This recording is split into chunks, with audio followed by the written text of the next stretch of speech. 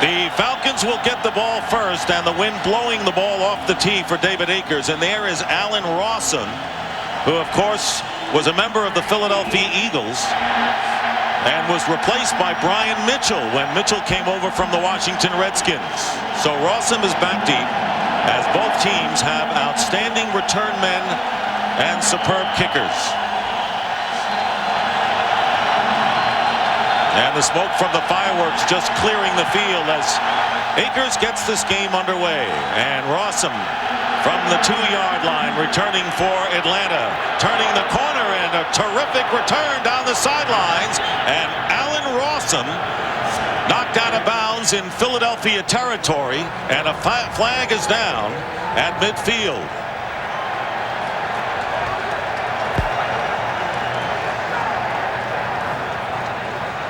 Mike Carey, the referee tonight. During the return, holding by the receiving team, number 47. Holding on the return. That was a 47-yard return by Allen Rawson. But the Falcons will not start in Eagle territory.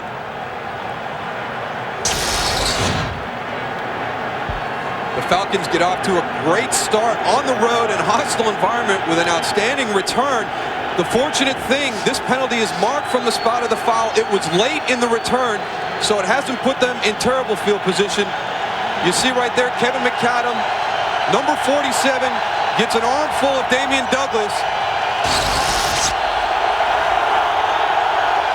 And that's where the penalty was marked. And so Mike Vick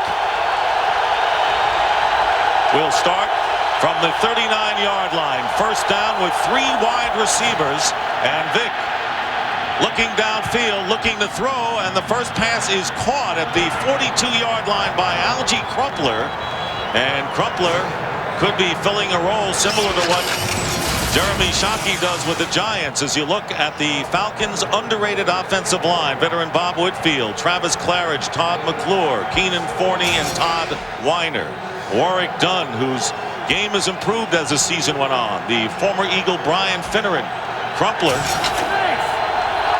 who caught that first pass for 24 yards. And Mike Vick at 22+, the youngest to win a playoff game since the merger.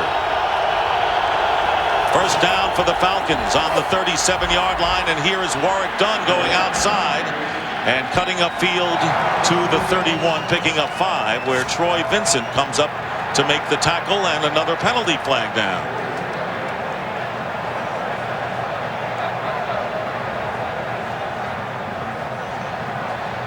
You saw in that first play, one of the things that Philadelphia wants to guard against is allowing Mike Vick to move to his left. He does it on the first play. It has to be very frustrating for Jim Johnson to go in knowing that he can't allow that to happen. The first play out of the gate, they get a big pass downfield to Algie Crumpler. And here's a situation that nobody's really talked about a lot this week. Philadelphia gave up a lot of yards on the ground to the Giants in the finale, and the Atlanta Falcons ran the football very effectively last week against the Green Bay Packers. The run defense of the Philadelphia Eagles will have to play well tonight because they don't want to let that ground game get on track. Here is the penalty call. It'll go against Atlanta. Personal foul, unnecessary roughness. Offense, number 84. Unnecessary roughness, the personal foul. And we count. did not hear Mike Carey's Second microphone down. explaining who the guilty party was. And there it is. And being thrown down was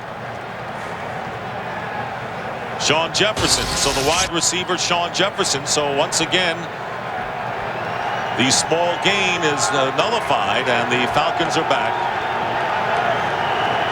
to the 47-yard line. Well, last week against the Green Bay Packers, the Atlanta Falcons played a near-perfect game, not turning the ball over, very few penalties. They start off the season in a very difficult place to play and have already started to hurt themselves with careless mistakes. 5-yard penalty. And it is first down and 20, and here is Warwick Dunn up the middle. And Dunn getting to the 40-yard line, bringing up 3rd and long. And it was Corey Simon making the tackle. As you look at the Philadelphia Eagles defense, second fewest points allowed in the league, and good pass rushers across the board. And Douglas Walker, Simon, and Brandon Whiting. Levon Kirkland starting in the middle, linebacker, but we may see Barry Gardner. Blaine Bishop returns at strong safety after the groin injury, and the other three in the secondary headed for the Pro Bowl. Clearly the strongest aspect of this Philadelphia defense. Third down and 13, and Sean Jefferson in motion. And Vick has time in the pocket and throwing the ball out of bounds. Intended for Jefferson, and quickly let's send it to Los Angeles. James Brown for a game break. Jake, Pittsburgh, Tennessee in overtime. Take a look at Tennessee's Joe Netney missing that 31-yard field goal, but a penalty against Dwayne Washington running into the kicker. They do it again from 26 yards. That was good enough as Joe Netney boots Tennessee on to the next round. Back to Dick Stockton. All right, JB, and the Tennessee Titans defeated these Philadelphia Eagles in the opening game in Tennessee, and on fourth down, Chris Moore punting, and the Falcons are going to down it inside the 5-yard line, and it was Derek Rackley, the long snapper, alertly making the play. Eagles get the ball for the first time when we come back. To you by Southwest Airlines, proud sponsor of the NFL and official airline of Super Bowl 37. And these are the vociferous fans at the 700 level here at Veterans Stadium, known as the Nest of Death. And this is can be an ornery crowd, as you know, Darryl, from your days with the Dallas Cowboys. That might be the biggest understatement of the evening so far. And talk about a tough spot for Donovan McNabb to come back. How about the 3-yard line for his first possession with a wind chill of 20 degrees, and they line up with the 4 wide receivers and the quick toss to Deuce Staley, and Staley finds himself knocked back and goes out of bounds after no gain on the play, and we have a Falcon shaken up. Keon Carpenter, the free safety, is shaken up on the first play from scrimmage by the Eagles. Wow, what a hit Keon Carpenter put on Deuce Staley. He stays down on the field. He knocked Deuce Staley back 2 yards into the end zone. Staley was fortunate we didn't have a safety on this play. Oh, quick little pass. Look at that right there. You can see him go down immediately, helmet to helmet. Deuce Staley looks like he's a little dinged too. Watch Keon Carpenter come up right here. Wow, what a big hit, but you can see him go down. The arms drop. Deuce Staley. And if he steps out of bounds in the end zone, that would be a safety. Well, look at him staggering. I don't think he's all the way back at that point either. Wow, that is a big collision right there. Keon Carpenter, who last week had 2 interceptions and a fumble recovery in the victory over the Green Bay Packers. Staley appears to be all right, but not so for Keon Carpenter. We'll be back.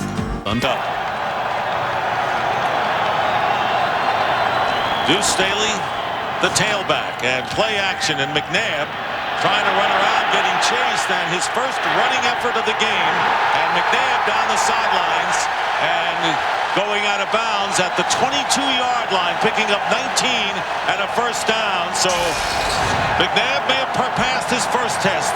He sure has. This is what they wanted to find out. You can see Gerald McBurrows, number 22, and Chris Draft coming on the blitz.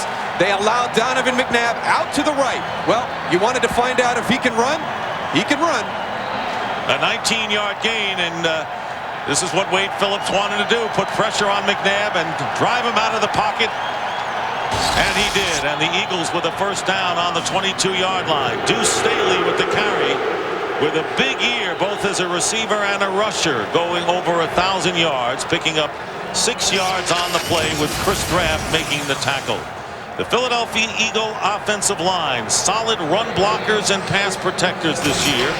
And Deuce Staley with a banner year. Todd Pinkston coming back after a turf toe knocked him out against the Giants in the final regular season game. And of course the story, Donovan McNabb, first start since week 11 with the fractured right ankle.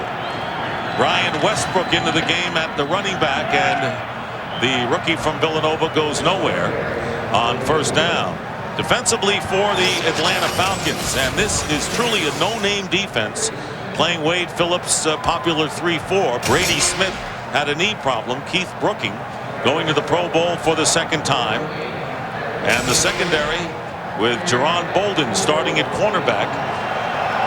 in place of Ray Buchanan, who will play as a nickel corner. So 3rd down and 4 from the 28-yard line of the Eagles.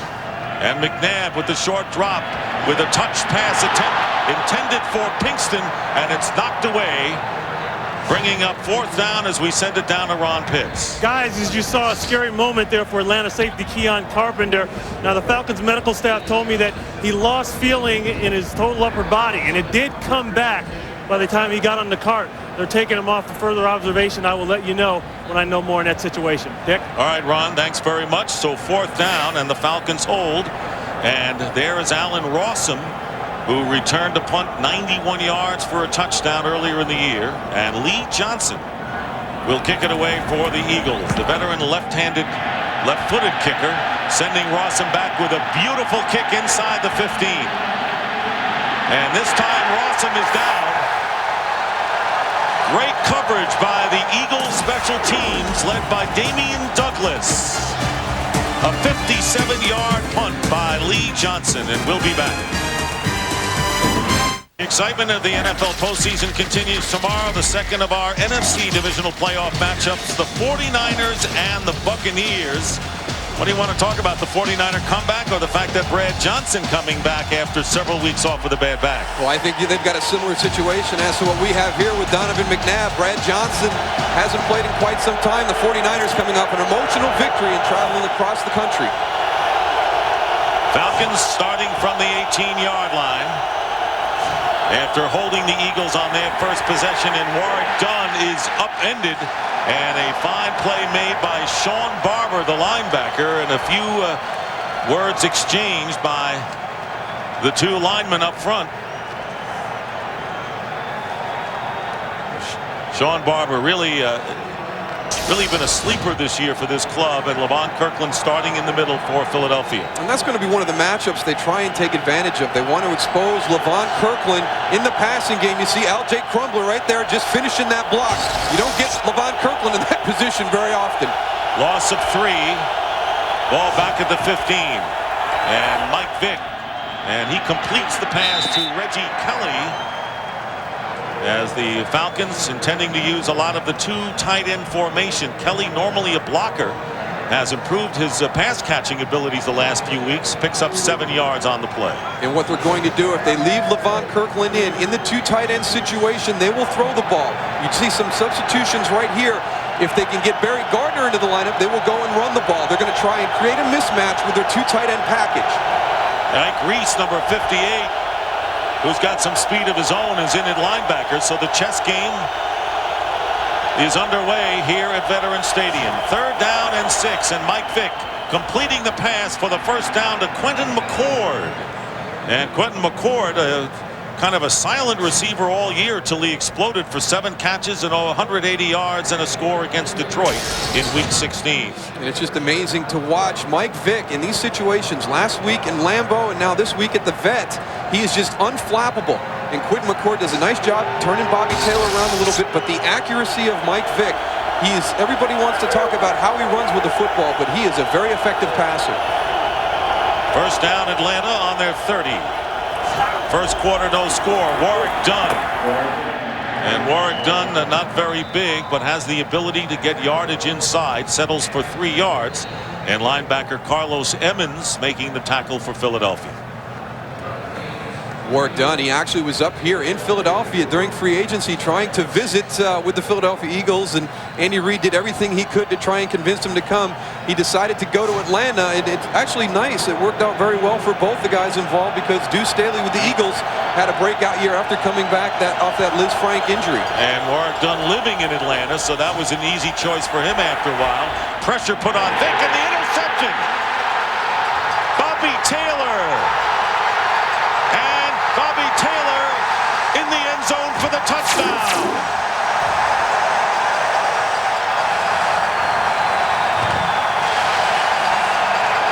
Dan Reeves told us last night we're not good enough of a team to overcome turnovers.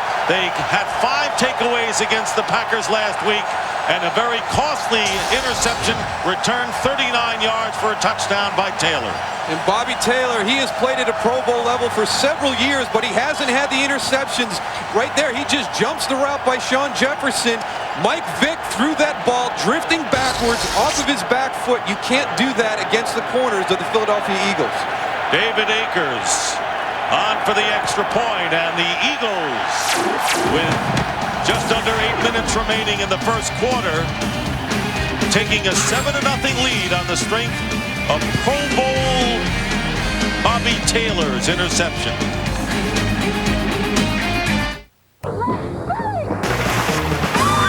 Oh man, now that would make a great commercial. Who wouldn't want to watch that? Life is best told over a great tasting Miller Lite at a place called Miller Time. The Philadelphia Eagles do a great job of containing Mike Vick in the pocket with their pressure. You see it come up the middle of the field. He has nowhere to go. He drifts back, throws it off his back foot. Bobby Taylor jumps the route and then does a nice job of running to get into the end zone. Taylor led the Eagles with 5 interceptions during the regular season and returning 1 for a score, and it has been a contrast for Mike Vick. First 6 games did not throw a pick, but in the last 9 games of the regular season fired 8 of them into enemy hands, and now the Eagles leading 7-0. And the Falcons playing on the road, something they didn't experience last week when they moved out 24-0 against Green Bay. Here is Allen Rossum, who returned the opening kickoff 47 yards and had to come back because of penalties, slips and slides at the 22, and will take a timeout from the vet. I have a pair if you need them. Anyway, it's interesting that no 2 games are alike, and referring to the Falcon-Packer playoff game, it's like fingerprints, you know. Every game is going to be different, and this one already starting out differently for the Falcons. A total reversal of last week at Lambeau, and as the team on the road in the playoffs, you've got to come out and do something to take the crowd out of the football game. They start out with a great return on the opening kickoff, have the penalties, and then the big interception. They've got this crowd into it now. And on the reverse, Warwick Dunn to Quentin McCord, and McCord is dragged down by Troy Vincent, and after all of that, a pickup of 3 yards for the Atlanta Falcons. The Eagles have a hearty 23-5 record when scoring first, including a 1-0 mark in the playoffs. So the 3-yard gain will bring up 2nd and 7 for the Atlanta Falcons, who had a crazy year. They lost 3 of their first 4 games, 3 of their last 4 games, and in between had an unbeaten string of 8 with 7 wins and a tie. Vick out of the shotgun, gets a low snap and goes down low, and it's Brandon Whiting. And we talk about how the Philadelphia Eagles really have solid pass rushers across that line. Loss of 6. All the way across the line. It's not just their defensive ends, it's their defensive tackles as well, and they get a good push up the middle. But Mike Vick was excited to play in this football game tonight because he wants to get rid of the stigma that he can't play well against a quick pressure defense. He struggled against the Buccaneers this season. They lost both of those football games. Philadelphia is as close as you can get to that Tampa Bay defense. And the Eagles' 3rd down defense is the best in the league. It'll be 3rd and 13. And here is Vick stepping up. And now taking off and slipping and losing the ball, and the Eagles have it, and the ball knocked out of bounds, and it'll be Atlanta ball.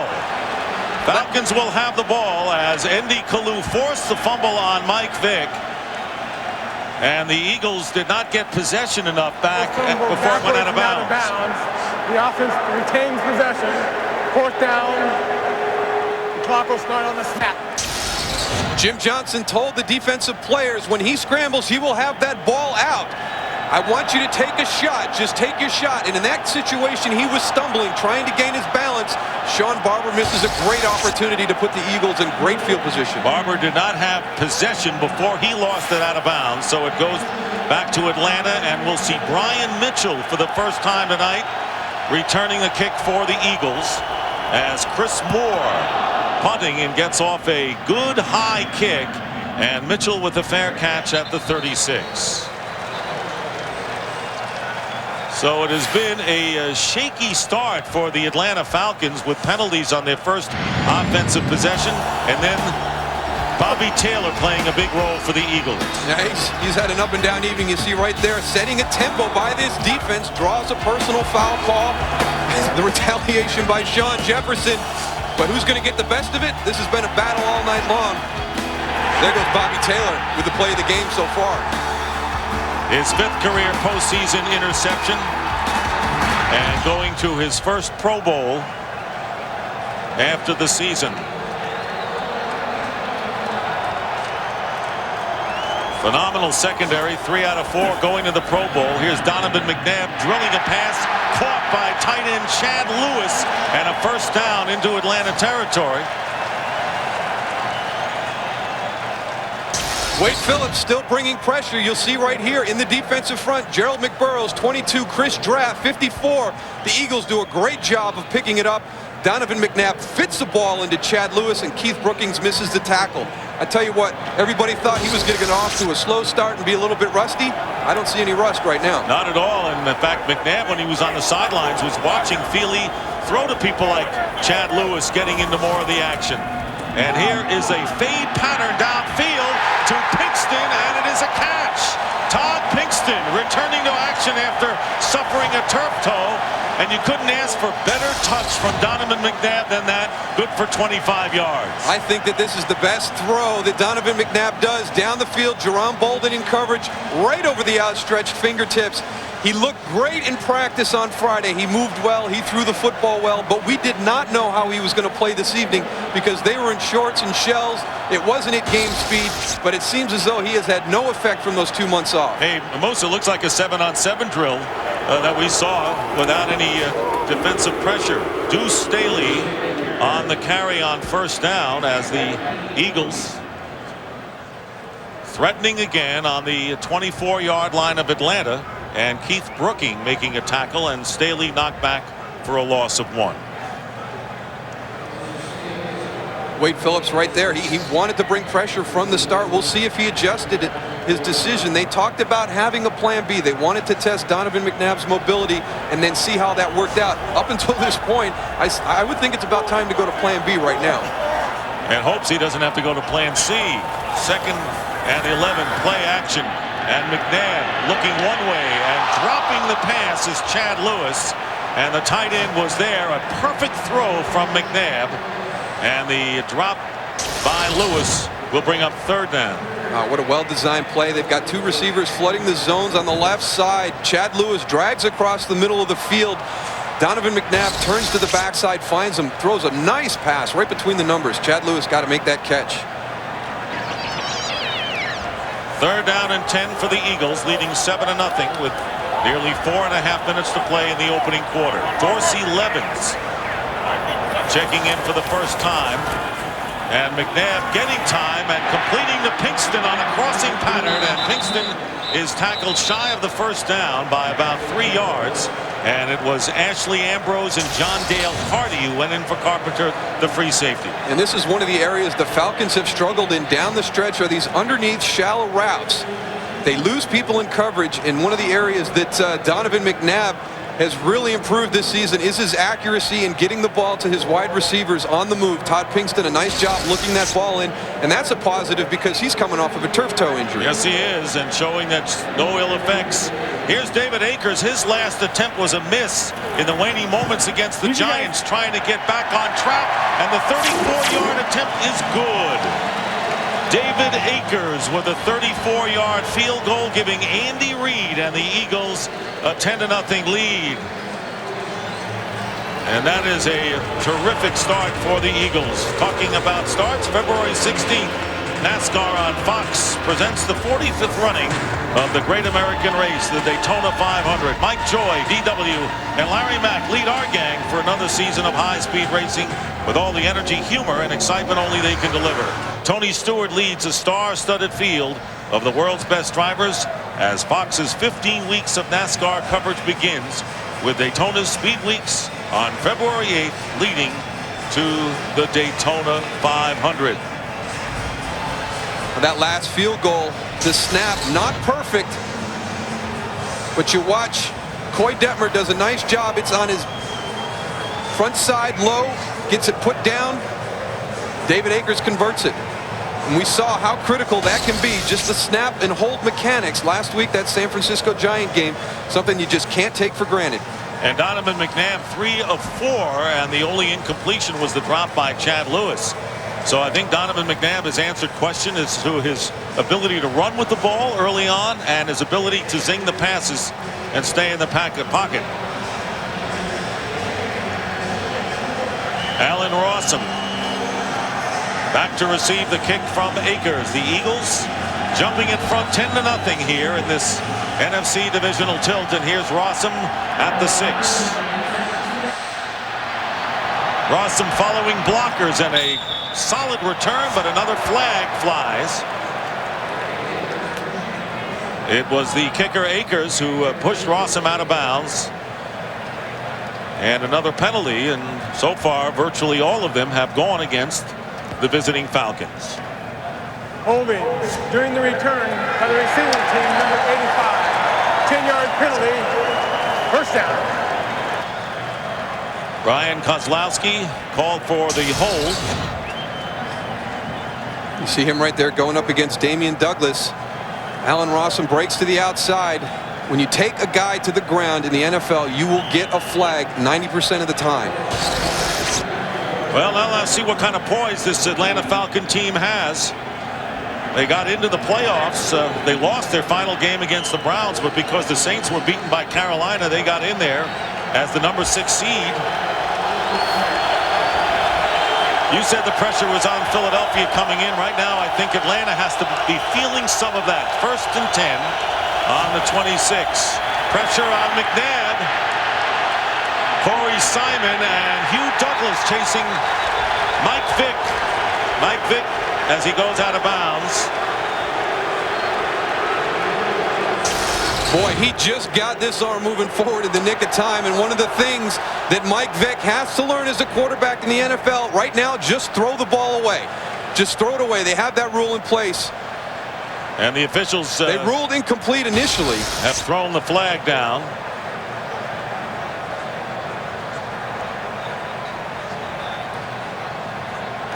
Intentional grounding.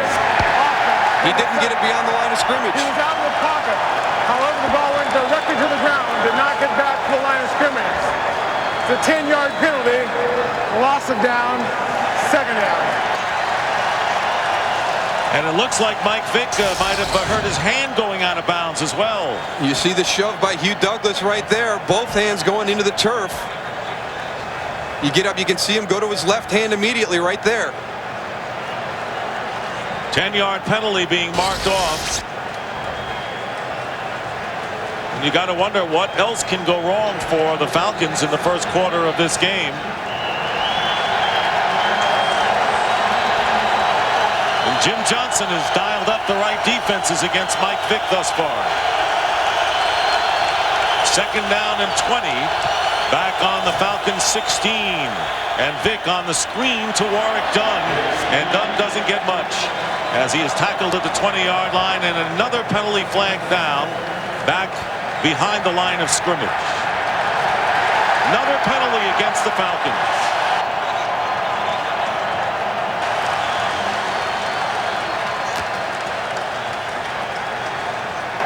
Holding.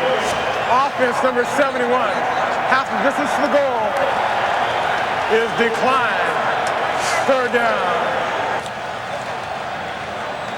5 penalties already assessed against the Falcons for 53 yards. The Eagles have not committed any. So the penalty decline, bringing up 3rd down and 16. They just continue to shoot themselves in the foot. Every time they make something positive happen in their special teams, there's a penalty. And right now, Jim Johnson has come up with a great plan to disrupt this Atlanta Falcons offense. Things look so bright for them on the 47-yard kickoff return by Rossum to start the game, and then the penalty, and the Falcons have not recovered. Trevor Gaylor, number 81, checking in at wide receiver. And the Atlanta Falcons will call a timeout. You wonder whether they'd like to call 2 timeouts in succession here to talk things over and just steady things. It's been that rocky for them. Boy, it's just an absolute reversal of what happened last week at Lambeau Field when they jumped out to a 24-0 lead. Big plays in special teams. Everything going Atlanta's way, and this evening they just can't seem to do anything right. And when you're a team on the road playing in a place like the Vet here in Philadelphia where the crowd is definitely a factor in the football game, you've got to come out and execute in the beginning of the game, and they have done everything but that this evening. This is what Andy Reid wanted, was home field advantage, and when the Giants beat them in overtime, you thought that dissolved, and then the Jets beating the Green Bay Packers the next day, giving Reid and the Eagles the home field edge. So they had a week off. They're home tonight and hope to get home in the NFC Championship game. Tell you what, that shows you how inept they have been offensively with their penalties and their execution. They have more yards to go on 3rd down than they do on 1st down.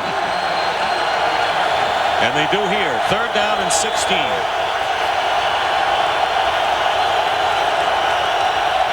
Crowd waving their white towels, and the screen pass up the middle of Warrick Dunn gets free, and Dunn's going to get the 1st down. Warrick Dunn, elusive as he is, picking up 17 yards, and the Falcons silence the crowd and get out of trouble with a 1st down. Oh, that's going to be a big play right there. 3rd and 16. Nothing has gone right for you. Darwin Walker in position, number 97. You see him in pursuit of Warrick Dunn, but Warrick is just too quick. He gets up the field. They had all their wide receivers on deep routes. There was a huge void in the middle of that football field. And Warrick Dunn becoming a big factor down the stretch for the Falcons as a runner and as a pass receiver. 1st down now at the 37, and they go again to Dunn, but the Eagles are there on 1st down, led by Brandon Whiting. No gain on the play. They had the situation that they were looking for. They had their 2 tight ends in the football game. Levon Kirkland was on the field, but they decided to run the football. That's the matchup that they wanted to create, but they wanted to get into their passing game that they throw from the 2 tight ends when Levon's on the field. 2nd and 10 for the Falcons, trailing 10-0. Right now, all Atlanta looking to do is to find some way just to get their 1st score of the game. The 1st score is the toughest score out of the shotgun. On 2nd down, and the handoff bobbled momentarily by McCord, and the big wide receiver getting close to a 1st down.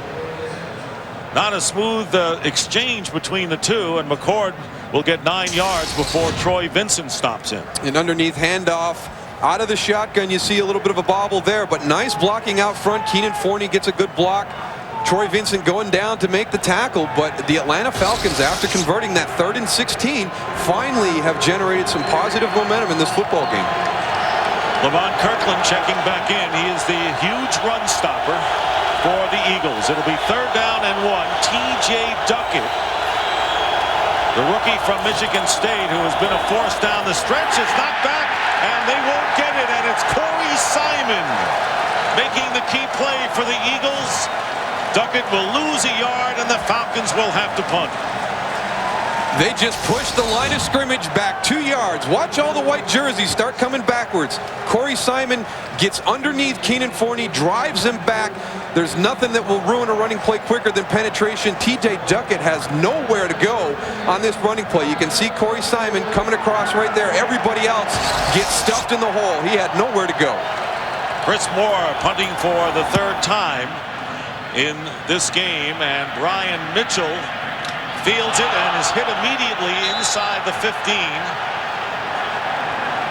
Brian Mitchell with all the concentration to hold on to the ball after the 41-yard kick, and it was Kevin McAdam who made the hit. So Mitchell needing 12 more punt return yards to become the league's all-time punt returner.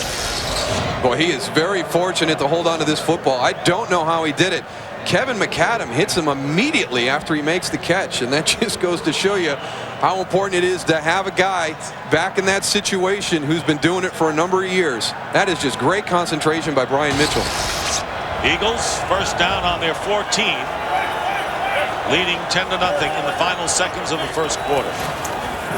McNabb getting hit, and the The pass is caught by Deuce Staley as McNabb got hit, as time will run out, and now with 1 second to go, the clock runs out.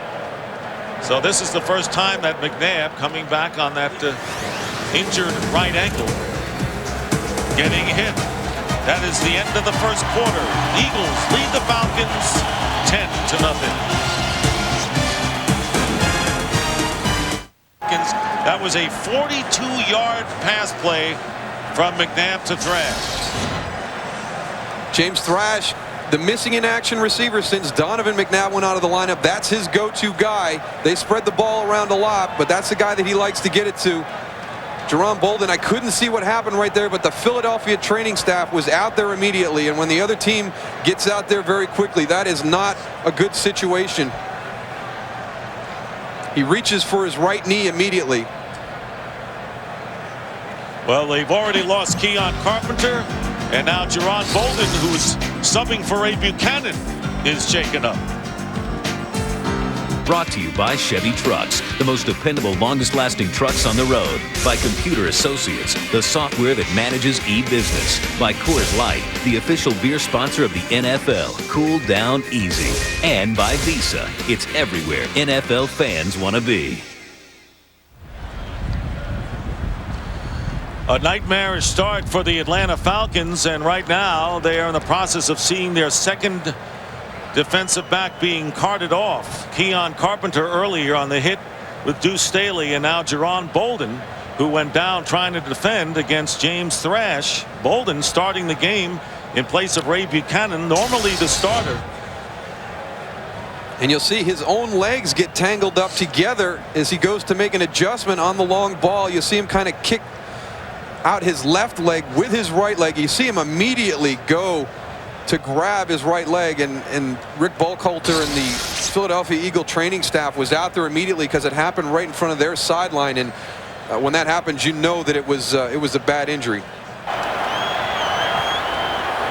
First down on the 41 of the Falcons, and the give is to Deuce Staley, and Staley picking up a couple, so at least on one down. The Eagles are not trying to test Ray Buchanan. That was a 3-yard pickup on the play. Now they decide to come back and test the middle of the defense, and this is an adjustment for 63 Hank Fraley. He's not used to playing with a guy directly over his nose. Ed Jasper does a nice job of playing off the block and getting in to make the first hit on Deuce Staley. And Jasper, another former Eagle, now wearing the red and black of the Atlanta Falcons. Yes, sir. Second down and 6 with a minute going by here in the second quarter. Thomason, the tight end, in motion, and the Falcons pointing, indicating that the Eagles had moved. And Mike Carey with a quick conference.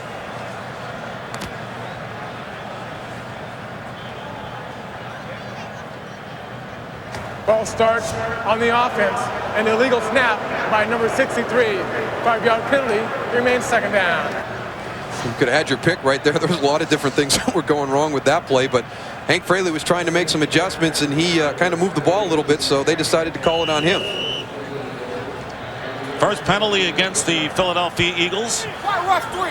The Falcons have been severely damaged by the 5 penalties against them. Second down 11 on the 43 of the Falcons. And the quick slant to Antonio Freeman, and Freeman tackled by Ray Buchanan after picking up 9 yards, and we'll send it down to Ron Pitts for a report. Ron. Dick, the injury report on Jerron Bolden, a right knee injury. Right now we don't know the extent of it. What we do know that is he is out for sure for the rest of this game. I'll get back to you when I know more on his situation. All right, Ron. So the Falcons secondary awfully thin at this point.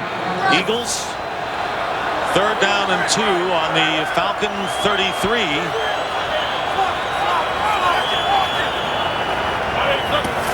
Three wide receivers, and McNabb with the slant to Pinkston. First down inside the 30, gaining 6 more yards.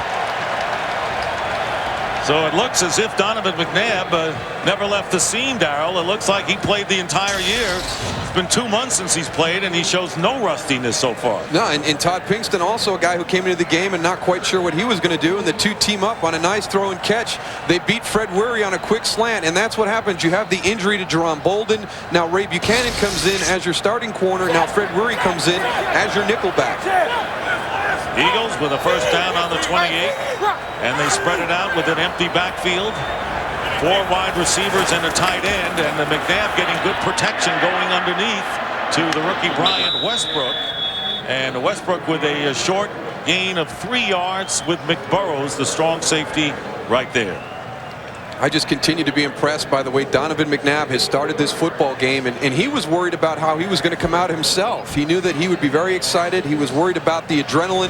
Would he sail the ball on his throws? He knew that it would be a matter of time before he calmed down, but I don't think he's missed a beat. I think he's come out, he's monitored his emotions, and has played very effective until this point. 9 of 11 for 109 yards, and he's run for 19 more. This time it's Deuce Staley's turn to run, and the Eagles feeding it to Staley, who so far has not been able to get away from the Falcon defense. Ed Jasper making the tackle after a gain of 1. And the nickel package coming in now with 3rd down for the Eagles, who lead 10-0. Scoring Bobby Taylor with an interception return for a touchdown and a David Akers field goal. 3rd down and 6, and Allen Rawson, who rarely is back there as defensive back. He is the kick returner, and he's forced into action as an extra defensive back. So they're really forcing the Falcons to go deep. There's the pass to Thrash in the end zone. Flag is thrown, and it was Fred Weary wrestling with James Thrash on the touch pass again in the corner of the end zone, and the Falcons may be called for pass interference. And Atlanta hoping that it's Thrash who pushed off. Right now it looks as though the Philadelphia Eagles have selected Fred Weary as the guy that they're going to try to attack. Is when one injury affects the entire secondary, guys are forced into the lineup. Number 24 seems to be the guy they want to test. There are fouls by both teams on the play. Personal foul, hands to the face, number 63 of the offense, and pass interference, number 24 of the defense. Those fouls offset. What do you do to 3rd down? We saw Fred Weary and James Thrash going at it down the field. But while this was going on in the middle, Hank Fraley had got his hands up under the chin of Keith Brooking. I tell you what, that is not a good call, because he got his hands up there and he pulled them down right away. The only reason they should call hands to the face is if you get him up there and you leave him there. Hank Fraley gave him a little bit of a punch. I don't agree with that call at all. Andy Reid, though, stays cool on the sidelines, as he does when things are going well or not so well for Philadelphia. 3rd down and 6 after the offsetting penalties. McNabb getting away from pressure, and McNabb will be tackled short of the first down by about 2 yards, and it was John Dale Carty who was backup free safety for the injured Keon Carpenter, bringing up 4th down and 2, and Akers will come on to add to the Eagle lead with a field goal attempt. Well, that should answer anybody's questions about how Donovan McNabb is feeling this evening, because he had an opportunity to slide, but he's not going to play the game any differently than he always has. He's trying to get that first down. He goes in head first. He's not worried about that leg. Akers will attempt a 39-yard field goal. And the holder is Coy Detmer. And Akers kick, and it is good. Barely made it inside the left upright. And the Eagles now take a 13-0 lead. Well, according to that that thermometer, we're under 0 right now, and it is cold. It is windy here in Philadelphia. 9 plays, 65-yard drive, and David Akers with his 2nd field goal of the game, and Donovan McNabb was a perfect 5 for 5. So now the Atlanta Falcons looking to get back in the game. A short kick by Akers, and Rawson again on a return. He's been a busy player tonight. Doesn't go anywhere there. And once again, good coverage by the Eagles, this time by Keith Adams on the tackle. By Microsoft, providing software for the agile business.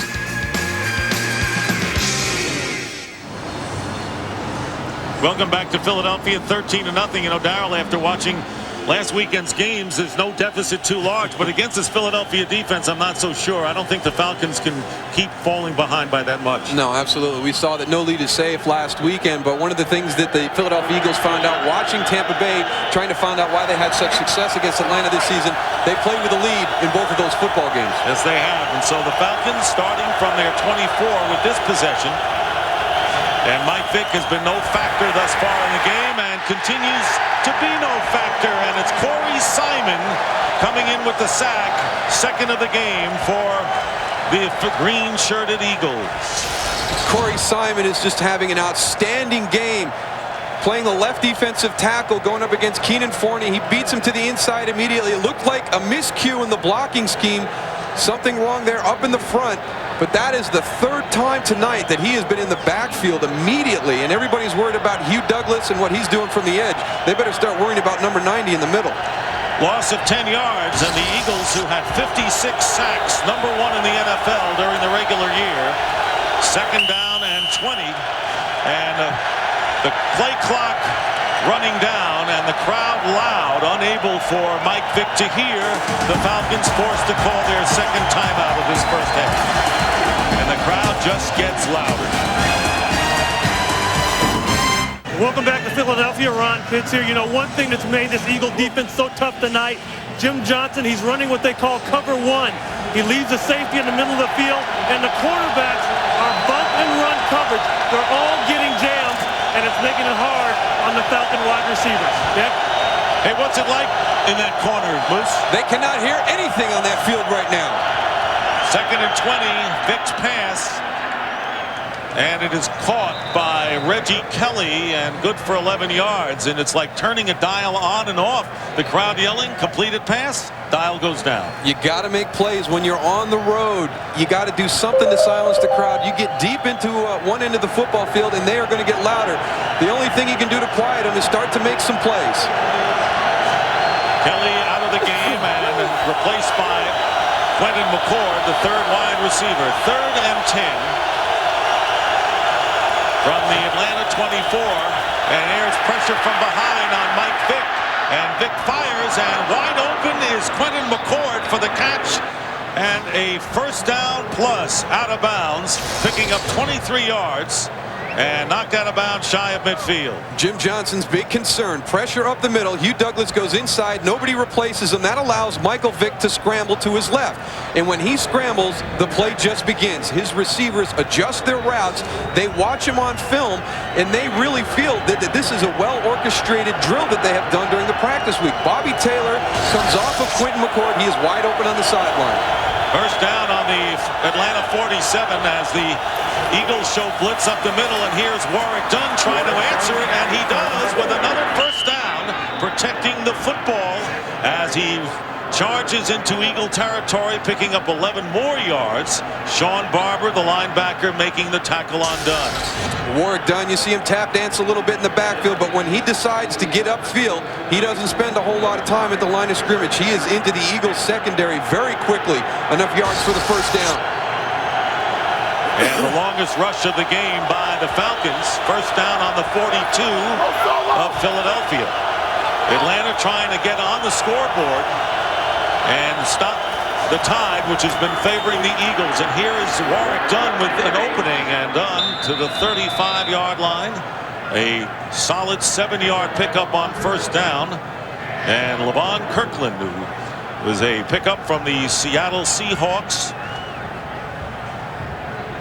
has been Jim Johnson's middle linebacker, and some question early in the year as far as his ability to cover passes, but no one has ever questioned his ability to stop the run, have they? No, and you could see the reaction by Jim Johnson. That's why he was upset, because they shouldn't be able to be running the football with that kind of success with Levon in the game.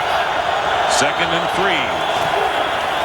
This time they show run, and Vick's pass, and over the head of the tight end Reggie Kelly.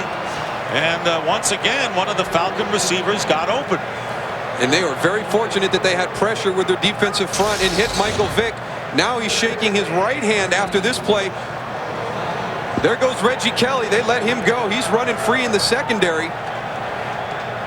But Michael Vick was unable to deliver that ball to the open area because of the pressure.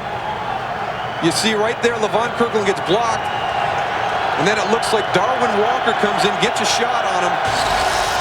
He bumped his right hand on that one. 3rd down and 3. Vick has been under pressure, has carried 1 time for 2 yards in the game, has not been a threat running.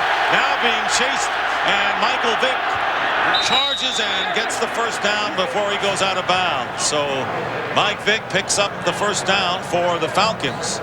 A gain of 4 as Paul Grassmanis charged and put the pressure on from behind. What they're allowing Mike Vick to do is to scramble to his left. He's a left-handed quarterback. That is the side that he prefers to go to. Jim Johnson told him, you've got to make him move to his right. So he's throwing across his body. He's got to be just pulling his hair out right now, because every time Mike Vick scrambles, they're affording him the opportunity to move to his left. Trevor Gaylor, who's been in for Sean Jefferson since the 1st series. Jefferson might have re-injured his hamstring, and here is Warwick Dunn shaking off the initial tackle and getting close to another Falcon 1st down. He's about a yard short.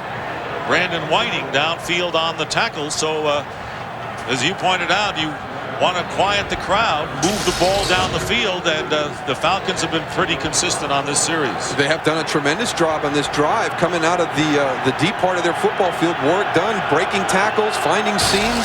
This is a great drive by the Falcons offense right now, and let's not forget, it's only 13-0. 9th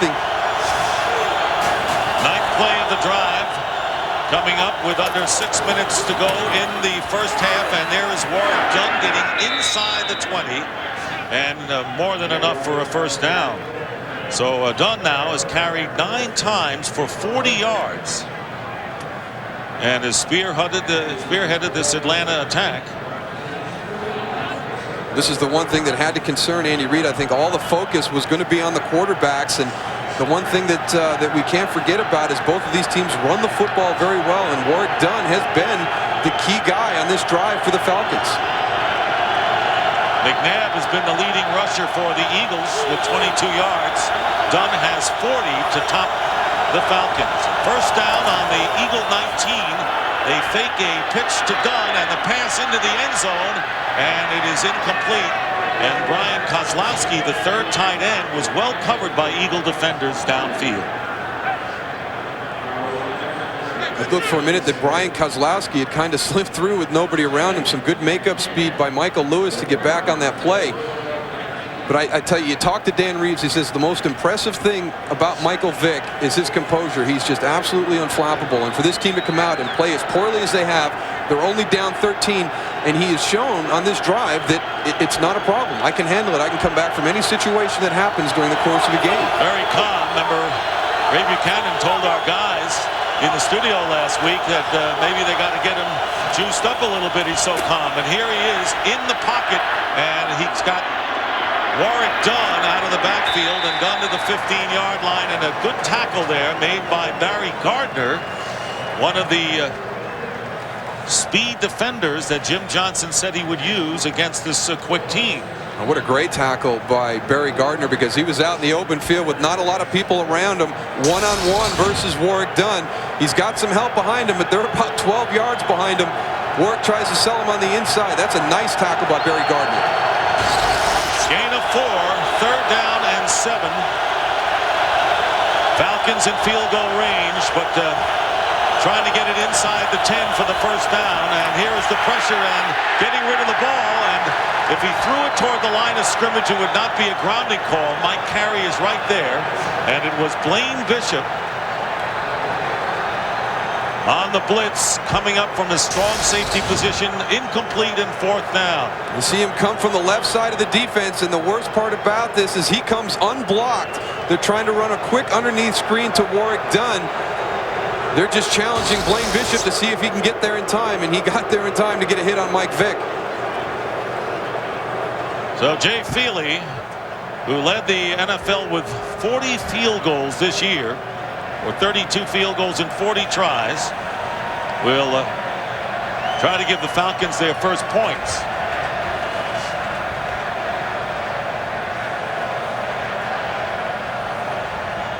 Mike Carey conferring with the officials and resetting the clock. This will be a 34-yard attempt.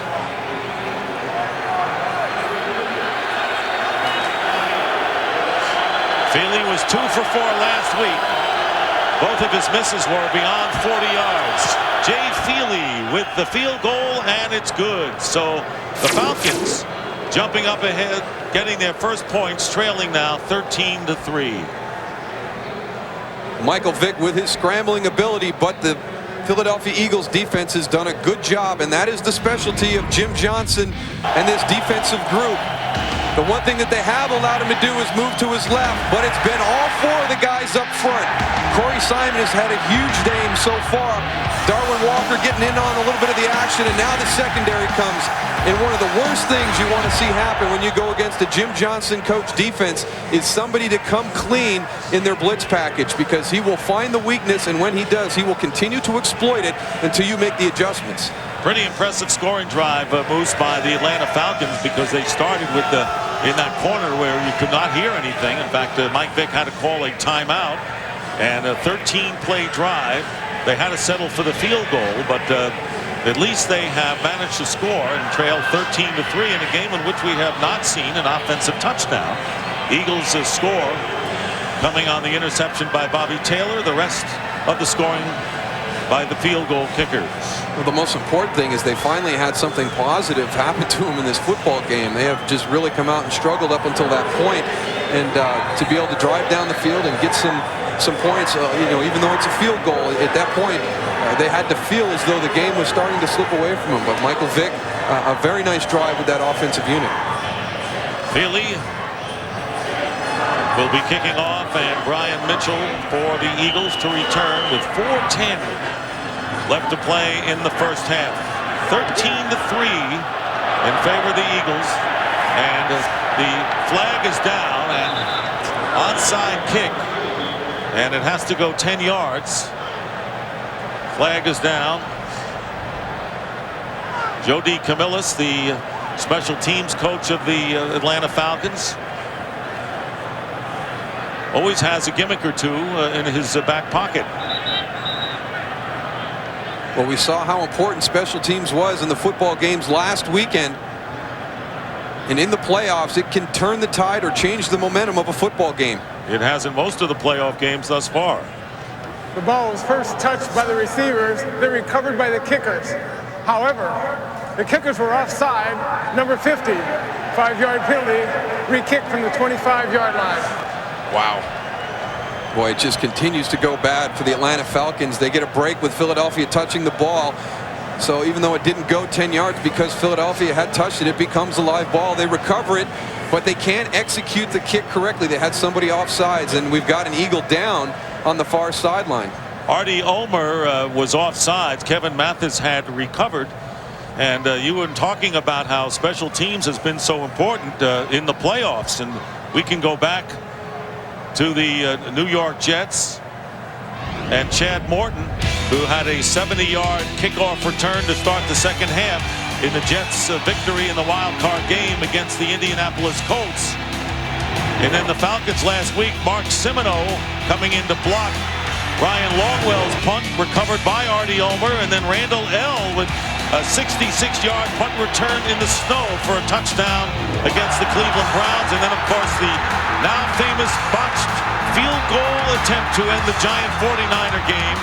Pass interference not called by the officials, and that ended the game. And there is Joe DeCamillis, who is Dan Reeves' son-in-law and has done a solid job as special teams coach for the Falcons. Well, you work on that play all week long, and the one point that you emphasize over and over when you call it is don't be offsides. You can't be offsides on this play. The kicker takes a different approach. You got to know what's being called, and it's just unbelievable that Artie Ulmer would be offsides on that play. An opportunity to really grab the momentum back in this football game. They execute it near perfection, but the number one rule when you do an onside kick is don't be offsides. And now the kickoff will occur from the 25. By the way, that injured Eagle was Sheldon Brown, the rookie cornerback.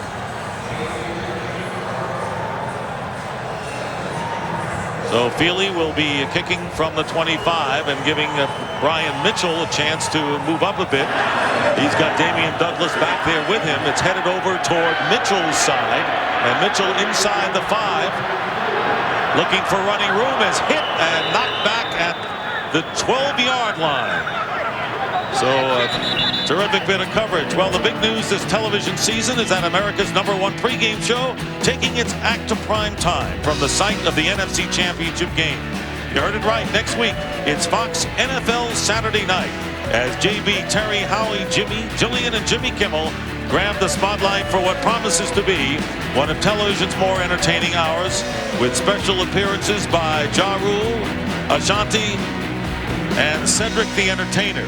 It's Fox NFL Saturday Night next week at 9 p.m. Eastern and Pacific, only on Fox. Good Falcons special teams coverage on the Eagles. First down from the 13. Deuce Staley. And Staley riding it out close to the 20-yard line. Patrick Kearney and Ellis Johnson making the stop on Staley, who picks up 6. Not much from Staley so far in this game. But that's the area that I would like to see the Eagles attack the Falcons in the run game, and it's on the edge. They've continued to pound the middle of this defense, but that's where the strength is in the 3-4 defense that the Falcons utilize. The weakness in the run game is on the edge. Staley has picked up 16 yards on 5 carries. Second down and 4. McNabb avoiding the pass rush, and the pass dropped by Pinkston. So for one of the few times tonight, Darryl, we have seen the Atlanta Falcons putting on a defensive charge, and it was John Theory chasing McNabb from behind. Well, with John Theory in the lineup, Wade Phillips electing to go with more of a pass rush specialist at the linebacker position to try and disrupt that Philadelphia Eagles passing game. But with the field goal on the last drive, and even though they botched that onside kick, if the Falcons defense can hold here on 3rd down and get the ball back to Michael Vick, they'll have kind of settled down after that shaky start tonight. And that 3-4 defense, the Eagles saw it one time this year, that against the Houston Texans in week 4 of the season. And the pitch going to Thrash, and Thrash reversing his way, and Thrash being wrestled out of bounds gets the first down. Ashley Ambrose on Thrash, picking up 11. So a new wrinkle in the Philadelphia Eagles offensive plans here. Well, I think, when you talk about the Philadelphia Eagles, everybody talks about the pressure that the defense puts on you, but the Philadelphia Eagle offense does so many different things. They run a gadget play about once a quarter. Andy Reid likes to use them as his big plays. You've got to be able to defend just about any type of play if you're going against that Eagle offense. How about McNabb with a little shoulder block on Keith Brooking? First down for Philadelphia on the 30. And now Deuce Staley split out to the left, and the ball is tipped, intended for Staley, and it was Patrick Kearney who got a hand on that. Kearney, by the way, a native of Newtown in Bucks County in Pennsylvania. He's going to get his hand on this pass right now. And we showed you the fans in the 700 level. Well, he used to be one of them. Patrick Kearney, growing up as an Eagle fan, used to watch Randall Cunningham from up there, and now going against the team he rooted for as a kid. And you wonder where he got his toughness from. Is from watching all those Eagle games up in the 700 level. That'll do it. Thomason, the second tight end in motion, 2nd and 10. Staley, and the Falcons are there for no gain. Well, we saw the one big play by the Philadelphia Eagle defense, but the offense of the Philadelphia Eagles not really being able to get on track right now. They've had a few big plays, but they've mostly been the scrambles. Gerald McBurrows from the safety area, Chris Draft, Patrick Kearney.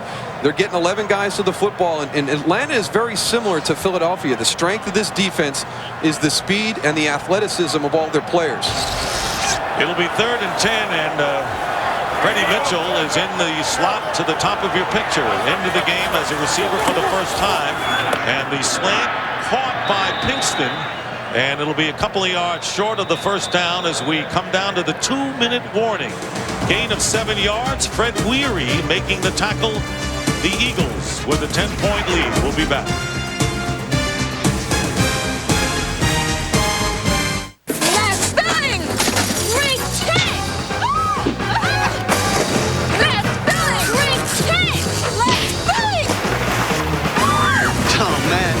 Would make a great commercial. Who wouldn't want to watch that?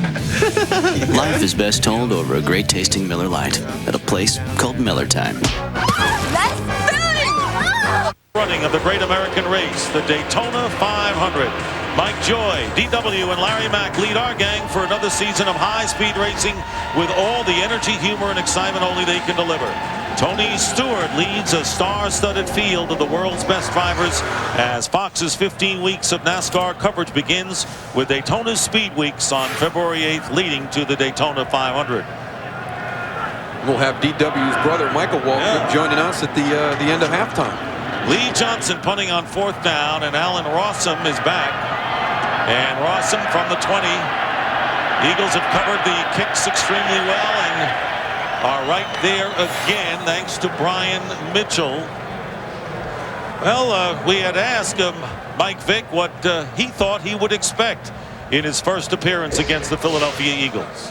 Well, I expect to see a lot of blitz due to the fact that they had a lot of success blitzing opposing teams all year, and you know, that's been a big thing for them on defense. And me being a young quarterback, I know that they're going to come after me and try to make me throw hot. Make me make some decisions and try to make me make some bad decisions. Well, they have pressured him, but Jim Johnson's plan really incorporated doing a little bit of everything. They did not want to allow Mike Vick to get into any type of rhythm. So they're going to pressure him at times, but they've also got to be able to drop back in coverage. The big thing was to try and confuse him more at the line of scrimmage. In the running department, has gained only 6 yards in 2 attempts, but Vick will tell you he wants to pass first, and this one is ruled incomplete to Algie Crumpler, the tight end, and it'll be 2nd down and 10 from the 21. And there's one of the ones where they decide to bring the pressure. They've got Brian Dawkins and Sean Barber coming inside. He delivers the ball out to Algie Crumpler on the outside, and Al Harris comes up, separates him from the football with a nice shot. Here comes that pressure inside. Sean Barber and Brian Dawkins coming on the blitz, and they get another hit on Mike Vick. 2nd and 10, the Eagles by 10. 1:45 remaining in the first half. And Vick stepping up and trying to get away, and he, with a little fake, manages to do so. Not the smoothest of his escapes, but he gets up to the 29-yard line, leaving himself a couple of yards shy of the first down. You talk about his speed, but how about his strength? They've got him all wrapped up right there. N.D. Kalu, he just shrugs him off. It's similar to what we saw him do last week against Kabir Baja-Biamila. And I tell you what, he is so impressive to watch. I mean, every time you think he's got one strength of his game, he shows you he's got the whole deal. Quickest player that Jim Johnson has ever seen. And out of the shotgun, the pressure is on, and the quick pass to Warwick Dunn. Dunn recovers his footing and goes out of bounds, stops the clock after picking up the first down. And it was Sean Barber who missed Warwick Dunn, who then, with the second effort, picks up the first down. And what a great job of keeping this play alive right there. Warwick Dunn gets his hand down to keep himself up, gets enough yards for the first down. Falcons have only 1 timeout remaining, and under a minute to go in the first half. They spread it out with 3 wide receivers on the 35, and there is Vick. This time rolling out to his right, sees running room going up the middle, and Mike Vick wending his way for another first down. The clock becoming a factor with only 1 timeout left.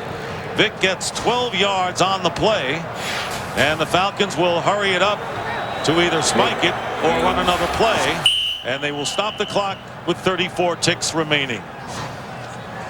Coming up on the Visa halftime report, JB, Terry, Howie, and Jimmy will break down the first half of the game.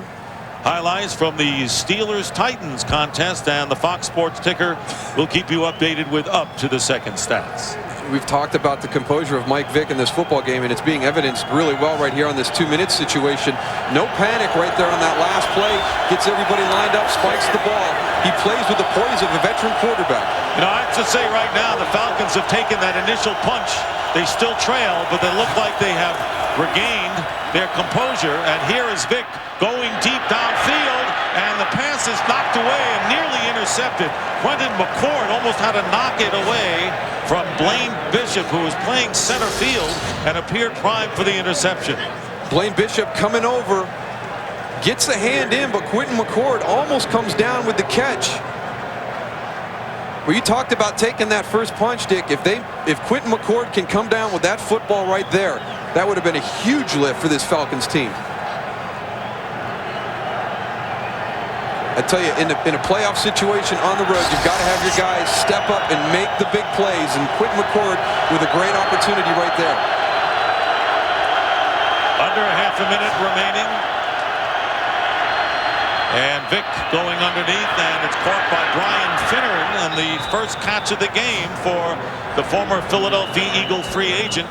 And the clock stops with 16 seconds to go.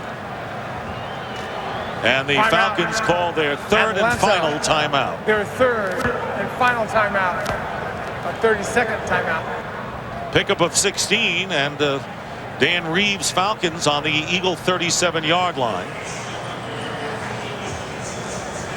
You can see the different choices of where Mike Vick's going to throw. They do call a lot of bootlegs and movements, but this evening the majority of his pass is coming from within the pocket, and that's what he wants to be known as. He doesn't want to be known as a scrambling quarterback. He wants to be known as a good pocket passer, and he grew up watching some of the best. He's a big football fan, and Joe Montana and Troy Aikman and the guys that he admired growing up. He wants to be like they were when they throw from the pocket. And that's what Dan Reeves says. He wants teams to say, I worry about Mike Vick as a pocket passer, not just as a guy that can run the ball. Okay, 16 seconds to go. You want to at least try to get it close enough for possibly another field goal try. Well, with 16 seconds left, you do not have enough time to run your field goal team on the field and attempt a field goal. So the one thing that the Atlanta Falcons can't do is throw the ball into the middle of the field because they don't have any more timeouts to stop the clock. So Philadelphia in this situation has to guard the sideline. You take some shots on the sideline to see if you can advance it down inside Jay Feely's range, and then maybe take one shot into the end zone before you come out and try and kick a field goal. Gaylor lines up wide to the right. Finneran to the left, and McCord is in the slot to the left, and the fourth wide receiver out there as well is Algie Crumpler, and here is Vick, and Vick has the pass tipped from behind as he tried to get it over to Crumpler, and it was Bobby Taylor coming up from the cornerback position. Well, we have talked about his composure all night long. Right now, Mike Vick losing a little bit of that composure. Philadelphia bringing the house from the left side. I think he felt as though that Bobby Taylor tried to take him to the ground after the ball had been released. There's the hit. I don't think Mike Vick has a problem with the hit, but Bobby Taylor remains around his waist and tries to take him to the ground. 11 seconds on the clock. Second and 10 from the 37. And there is Vick stepping up. And Vick completing the pass, and Crumpler will go out of bounds at the 35-yard line. And so Feely will come in to try a long field goal with 4 seconds remaining in the half. Well, we've talked about the wind here this evening and the effect that it's had on the temperature, and that wind is blowing in the direction that Jay Feely needs it to be right now. It will be at his back if it is anywhere. 52-yard attempt, his career-long 55. The punter, Chris Moore, is the holder. He's got the wind at his back. The 52-yard field goal attempt by Feely, and the kick is good. as time runs out. So the Atlanta Falcons coming back from the initial blow and a 13-0 deficit trail at halftime, 13-6. Donovan McNabb throwing on first down, and wide open is the fullback Cecil Martin, and he is hit hard and picking up 5 yards as we take a look at the first half numbers, Darryl. Well, the points off the turnovers, the big part of that first half. Bobby Taylor with the interception, and he takes it back for a touchdown. But look what happens the remainder of that half. The Atlanta Falcons actually with more total yards and the time of possession lead. And you know, they have got to do something to jumpstart this offense, and that's the reason you don't leave your feet on the football field. Chris Draft comes over, puts a big hit on Cecil Martin. Ray Buchanan for Bolden at cornerback, and John Dale Carty for Keon Carpenter at safety. And here is Deuce Staley off the left side, and Staley is tackled at midfield, picking up 3 yards. And bringing up 3rd down and 2. Keith Brooking on the tackle. And you see right there by the graphic, Donovan McNabb, most of his yards coming on the right side. He is right-handed. When the play breaks down, he will move in that direction. And he showed no signs of that 2-month layoff in the first half. Came off the sideline to start the football game and had a great half. Never seemed to struggle at all. Completed 11 of 15. Pretty good percentage for 122 yards. 3rd down and 2. Eagles at midfield, first possession of the second half, rolling out to his right, and the jump pass, and it's knocked away, trying to get it to Pinkston, and well covered by the Falcons. And 4th down coming up. So no complaints with the way Wade Phillips is calling the defense. The Eagle offense has not generated a touchdown yet. No, and I agree with what Howie Long talked about in the pregame show. You know, you have to look at Wade Phillips as the second MVP of this football team. He's done a great job of getting this defense in a position to make plays, and his philosophy tonight of pressuring Donovan McNabb and forcing him to move paying off. Sean Landeta out for the year, and Lee Johnson, the 3rd kicker that the Eagles have used. This kick will go out of bounds inside the 20. So the Falcons holding the Eagles, who had good field position, will try to come back, trailing by 7. NFC Divisional Playoffs on Fox are brought to you by the all-new Accord from Honda. It's more Accord than ever. The port of Philadelphia, and right now the Philadelphia 76ers relying on their defense. They had a 13-0 lead. It's been cut to 7, and the Falcons giving it to Warrick Dunn, starting from the 18-yard line. Dunn gained 40 yards and 9 carries in the first half. He gets 3 on first down right here. The Atlanta Falcons weathering the storm that started this football games with mistakes and poor field position, getting that field goal late at the end of the first half as time expired. Now with the football here, we'll see if they can continue to keep that momentum after their defense came out and made their initial stop. 76ers played last night. Eagles playing this night. 2nd down and 7, and Dunn, Warrick Dunn, will be short by about 3 yards. Brandon Whiting making the tackle after picking up 4. And let's go down to Ron Pitts for a report. Guys, I caught up with both coaches at halftime. Andy Reid said, hey, we started off hot, but we need more points in this. We're making some mistakes. We got to get back into our groove. On the other side of the ball, Dan Reeves said, listen, we're moving the ball. We got a great time of possession. We got to start getting touchdowns and not field goals, and we got to do a better job of handling the pressure on Michael Vick. Dick? All right, no one offense has scored a touchdown in this game. 3rd down and 3. 2 tight ends. And Mike Vick stepping back, being chased from behind. Down he goes. Couldn't get away from Darwin Walker, who was rejected by the Arizona Cardinals several years ago and has signed a contract extension. That is the 3rd sack for the Eagle defense and a loss for Vick of 11 yards. You see number 97, Darwin Walker, just relentless on his pass rush. He gets pushed by the pocket, gets back in, and finishes the play. And that's what Jim Johnson wanted all of his guys in that defensive front to do. You can't give up. This guy extends plays and makes things happen. Chris Moore will kick from inside the 5. And Brian Mitchell with a chance for a big return at the 45, but the Falcons are there, and George Lane makes the quick tackle, but the Eagles will start their next possession in Falcon territory. Back at Veterans Stadium, the NASCAR Craftsman Truck Series is coming live and exclusively to Speed Channel. First race kicks off on Speed Channel amid over 50 hours of live coverage from Daytona Speed Weeks leading up to the Daytona 500 right here on Fox. First down at the 42-yard line, and here's Pinkston, who can't hold on.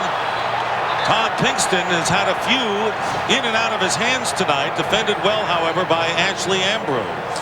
Well, I tell you what, the good thing about it is, though, they took a shot down the football field. They tested the Falcons secondary, and you pointed out, Dick, Todd Pinkston has got to make that catch. I mean, this is a tight game right now. Everything is laying in the balance. Somebody's got to step up and make a play to try and create an opportunity. Eagles leading by a touchdown. Bobby Taylor returning an interception for a score in the first quarter. Falcons defense has been porous in the second half, and this pass overthrown intended for Brian Westbrook as McNabb takes a shot. Wade Phillips continuing to pressure Donovan McNabb, and they had Brian Westbrook split outside. And when they empty that backfield, they're going to bring everybody on the blitz. Eagles protecting the quarterback very well in the last half of the season. And once again, McNabb not only has not been sacked, no turnovers, and this is exactly the script followed by Mike Vick last week for the Falcons in Green Bay. Donovan McNabb having the air-free night tonight, and his offensive line doing a great job of giving him time to throw. Dorsey Levens is split to the left as a receiver, empty backfield, and McNabb goes down, and it is Keith Brooking with the sack and the first of the game for the Atlanta Falcons. Keith Brooking is right over the center. He's directing traffic, but here he comes. Hank Fraley turns. There's a blown assignment in protection right there, because he just comes right up the middle. He's directing everybody where to go. Then when he decides to blitz, they've turned their protection away, and I think we jinxed Donovan McNabb where they're talking about not being sacked up until that point. And a loss of 11 yards, so the good field position for the Eagles dissolves, and Lee Johnson will be punting. Allen Rossum going back deep. And nearly blocked, and the punter goes down, and the late flag is thrown, and this kick will be saved in the field, but there's a penalty marker back behind the line of scrimmage, and the Eagles claiming that the Falcons had possession and lost it and have the ball. And they do. The Eagles recover at the 1. Well, the flag should be for running into the kicker on Ernie Ulmer, number 50. But they're going to decline that penalty and take the football. I can't believe somebody from the Atlanta Falcons was down in that area as the Eagles tried to bat the ball back into play to down it. And we saw Damian Douglas running with the football held high, apparently recovering that fumble. I think the field judge just signaled that the player who tried to bat the ball back might have stepped on the end line, so that would be a touchback.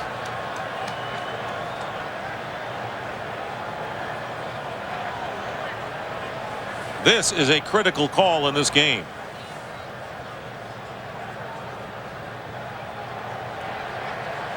Well, there's the personal foul, roughing the kicker, not running into the kicker, so we got that one sorted out. But now let's go back. I think I saw the official, the field judge, signal that the person who tried to down the ball actually stepped on the end line, which would account for a touchback. So this will not be Philadelphia's ball inside the 5, but they'll get the first down on the roughing the kicker. The ball was illegally touched by the kicking team here.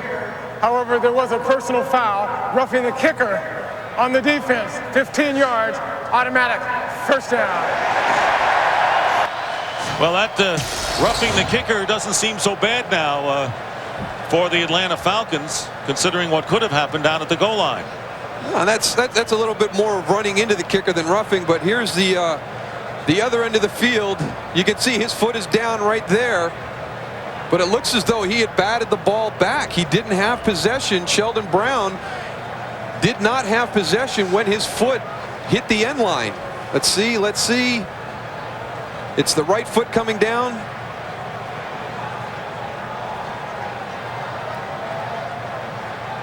Dan Reeves frustrated with that call. It seems like nothing is going the Falcons' way this evening. Well, the Eagles will get possession and the first down. So Atlanta, 6 penalties, 65 yards.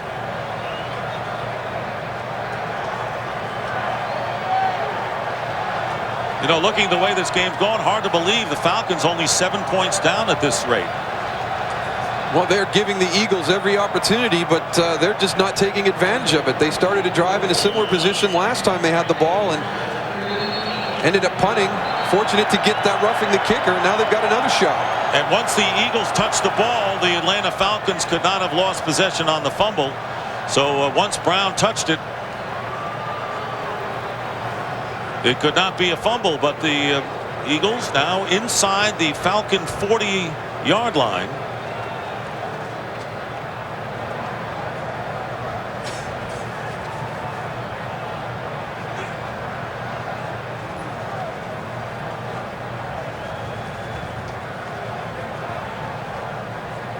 There was an illegal touch on the play, recovered by the kicking team.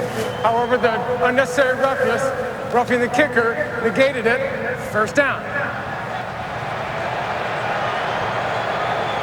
I think the big point, what you make, Dick, is with the touch by Sheldon Brown on that play, the Philadelphia Eagles would not have been able to recover the fumble because it wouldn't have mattered if it had touched the Atlanta player. So this is as good as it can come out for the Philadelphia Eagles.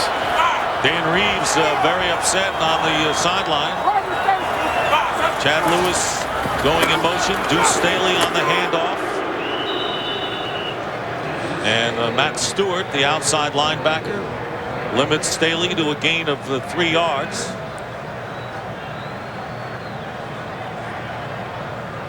I don't know how much longer this Falcons defense is going to be able to keep Philadelphia from getting points with the field position that they have had in the second half.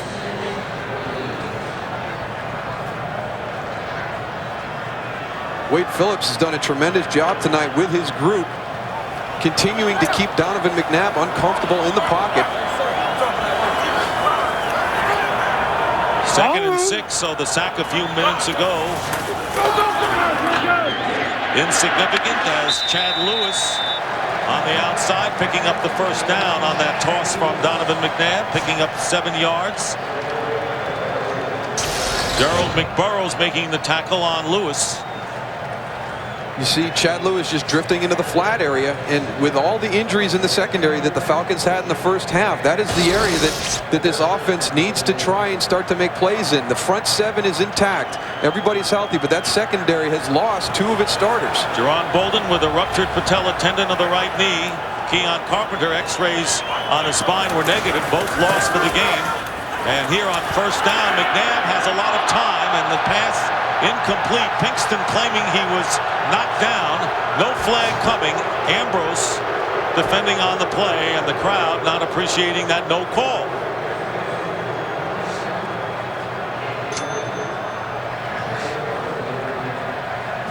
Well, some Joe's going to be a millionaire, I guess. He's got a lot of people chasing behind him. The Eagles fans upset, but I think Donovan McNabb short hopped that ball into Todd Pinkston, so I don't think it was a catchable pass. 2nd and 10 on the 27 of the Falcons. Already in David Akers' field goal range. Here's Deuce Staley with Martin blocking in front. And Staley finally knocked down at the 21-yard line. 3-yard pickup. Brooking and McBurrows in on the play. Under 9 minutes to go here in the third quarter. It is really surprising that the Atlanta Falcons, who are so thin in the secondary, they started that way with Buchanan injured and not starting, coming in as the third cornerback, and now losing 2 other players. And yet it looks as if the Eagles have been content to run the ball and pass underneath. And I think that's why this crowd has been so quiet. You remember how raucous they were in the first half. They have had very little to cheer about since that opening 5 minutes. 3rd and 7. McNabb. And the ball is jarred loose, and the Eagles may have recovered. Patrick Kearney coming in and knocking the ball away from McNabb, but a loss of 6 yards, and it is 4th down. Well, the one thing you don't want to do on a 3rd down in this situation is take the sack. Donovan McNabb very fortunate to have one of his guys get this football back, but they were inside David Akers' range rather comfortably. But now this will be a little bit more of a stretch as he's lining up for a 51-yard field goal right now. Akers has been successful from 34 and 39 yards, so this is pretty close to his career long distance of 53. The 51-yard field goal is long enough, and it is no good as it hits the upright and bounces onto the field. And Wade Phillips now feeling that maybe the momentum going back to the Atlanta Falcons, who dodge another tough situation. Right off the upright, and the score remains 13-6. Missed field goal by Akers, and the Falcons hanging in there in this game with 7:43 remaining in the 3rd, trailing 13-6 on 1st down. Here is Vick being chased by Kalu, and he completes to Trevor Gaylor, and Gaylor with a 1st down into Philadelphia territory. The tackle by Brian Dawkins picking up 12 yards, and of course everyone in the football world and the sports world mourning the loss of one of the great sports reporters and sports writers, Will McDonough, who passed away at the age of 67. Had the greatest of all contacts. Everyone went to Will McDonough when they wanted to find out who to call, and everyone is going to miss Will McDonough, who for 40 years wrote brilliantly for the Boston Globe. And following his blocking is Vick, who picks up 8 yards on the play.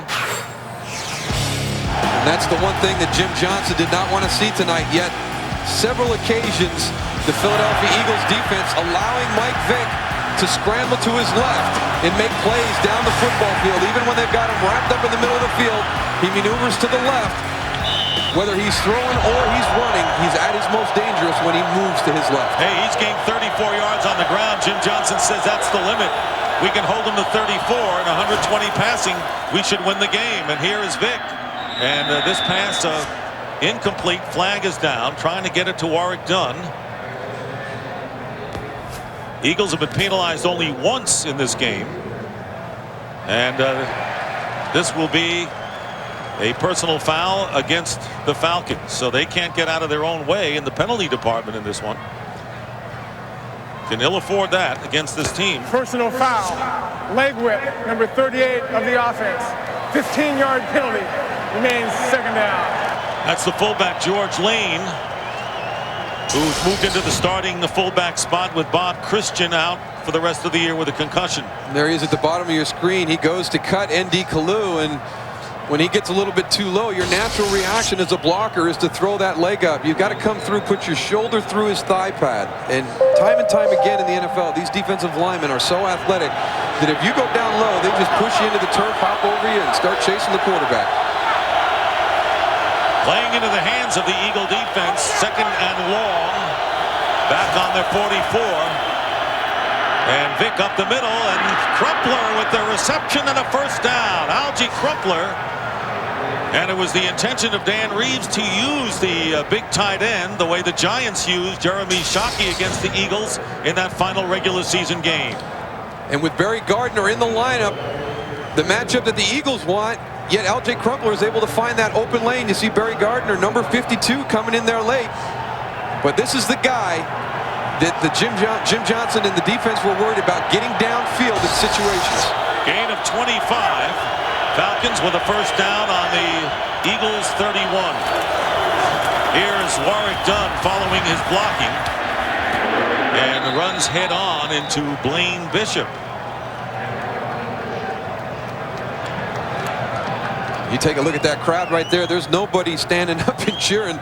You're starting to see some expressions of concern on the fans here in the vet, because this team has just not played well since the first 5 or 6 minutes of the game. No, they haven't, and Andy Reid has to be concerned. And while this crowd could be very, very loud and a big asset to the Eagles, they get quiet in a hurry as well, as we've seen.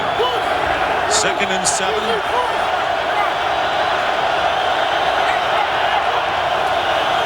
Vick remains very calm despite the early adversity in this game, and this pass completed to Dunn underneath. shy of the first down by a couple of yards, and it's Brandon Whiting making the tackle with 5 minutes to go in the third. And this is why you can't use a contained pass rush against Mike Vick, because he has the ability to stand in the pocket, find his open receivers, and deliver the football. And he's getting to the point that Dan Reeves would like to see him, and that's where people start to respect his arm as much as they do his legs and worry about what he can do down the field throwing the ball. Third down and 2. Falcons on the Eagle 23. Getting protection this time, and Vick's pass, and it's Gaylor who manages to make the reception and get the first down before going out of bounds. They're sending everybody down the field, but Mike Vick being very patient, checking the ball down to his underneath receivers, allowing them to make some catches and run after the catch. And but right now, this is just a different Philadelphia defense than we have seen. I did not expect them to put this little pressure on him. I know that Jim Johnson worries about scrambling quarterbacks and their ability to break plays, or if you've got that big running back. But right now, they're being very passive. They put on the pressure early, but now they seem to have leveled off. And this Atlanta Falcon team, feeling that they have nothing to lose, they're playing with the house's money, and they have certainly come back after a rocky beginning. First down. And here is Vick throwing the pass away, and well covered was Brian Finneran by a group of Eagles, including Troy Vincent. And Vick slowly getting up. He took a shot from Paul Grass-Manis, and they have gotten to Mike Vick all night long. And last week in Green Bay, he was knocked sacked one time. He was able to extend plays and convert third downs. But you can see we've seen him on several occasions get up, shaking a hand, trying to shrug off a hit by the defenders. Knocked out in the first Tampa Bay game back in October with a sprained right shoulder. The only game he missed was the game against the Giants. Second down and 10, and Vick all of a sudden turns it on to the 10, to the 5, and a flag is down, and Vick getting in for the touchdown, but there's a penalty marker down. And Vick shaken up. As we said, the only game he missed this year was against the Giants, and he was crunched as he crossed the goal line. We've got a Philadelphia Eagle down also inside the 5. And holding called against the Falcons, and Dan Reeves is going wild now. That will nullify the score. Offense number 71. 10 yards still, second down. Holding penalty against Travis Claridge, the left guard, nullifying the touchdown.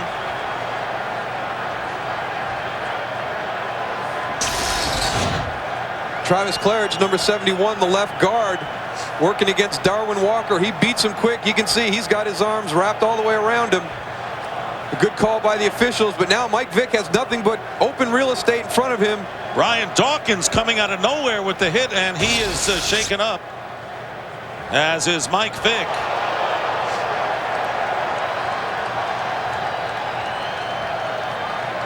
That was a ferocious hit by Brian Dawkins, and Doug Johnson, who was the quarterback in the Falcons' victory over the Giants, begins to loosen up. Well, watch him just come into the screen from the left side. Boy, he just comes in at 100 miles an hour. Puts a shot right on Mike Vick's ribs.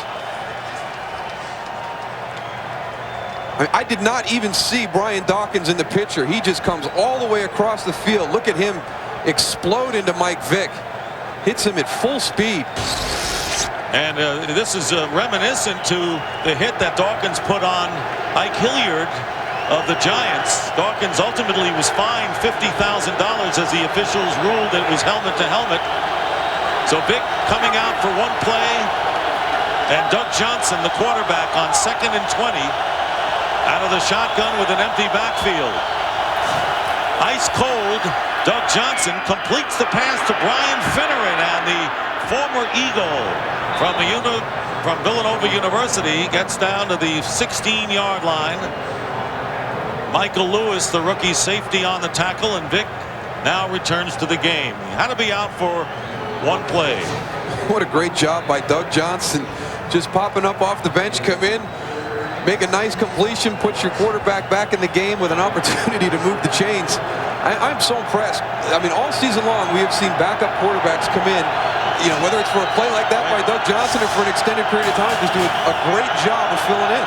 And Lewis filling in right now for the injured Brian Dawkins at free safety. 3rd down and 6, and the flip.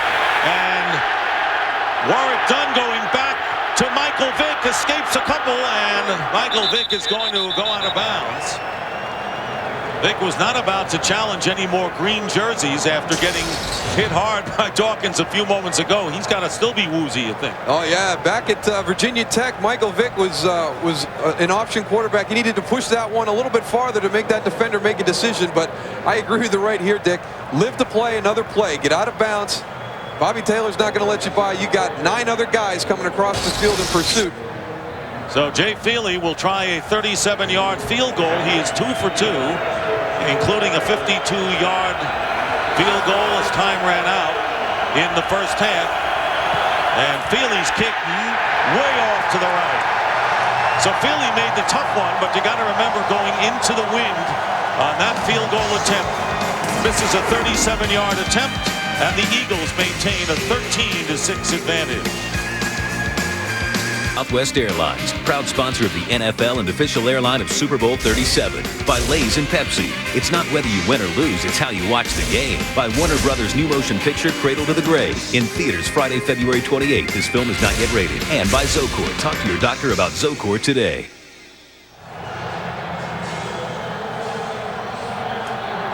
Well, where do all the hippies meet? South Street. South Street as the song goes. And the Philadelphia Eagles clinging to that touchdown lead. Donovan McNabb going up the middle to Deuce Staley, and Staley picking up a few extra yards. Good effort by Deuce Staley, picked up at least 6 more and winds up with 19 and a first down for the Eagles at the 46. Well, more special teams miscue. Chris Moore, the holder. We saw Jay Feely push that field goal attempt wide to the right, but watch the ball slide as he puts it down. Still sliding as he comes through on the kick. That's why that ball was pushed wide to the right. I tell you what, it's something you take for granted, something that you should be able to execute at this level, but you never know what's going to happen. And that, I mean, you saw it last week in the Giant Niner game. No, it never is. Eagles first down. Yet to see an offensive touchdown in this game, and there's the screen to Staley. Staley getting by 1 defender and diving for the first down. Buchanan on his legs, and a Falcon is shaken up back at the 35-yard line. With under a minute and a half to go in the 3rd quarter, and it's John Theory, the pass rushing specialist, who comes in at outside linebacker, and he is injured. Falcons have already lost 2 members of their secondary in Jerron Bolden and Keon Carpenter. And now Theory is shaken up.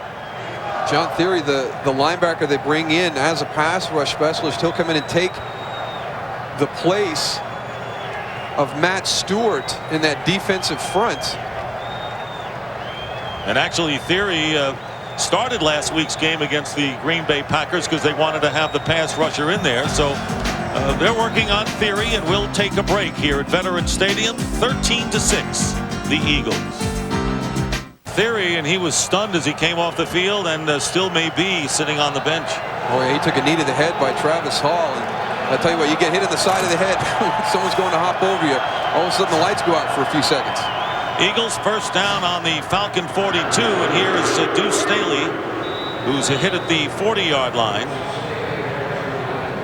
Travis Hall with a 2-yard gain by Deuce Staley. John Theory at the top of the screen on the left. 98 Travis Hall will be the guy who goes to hop over him. Now watch right there as he goes to leap over John Theory. He knees him right in the side of the head. And somebody's calling, but nobody's answering at number 55's house.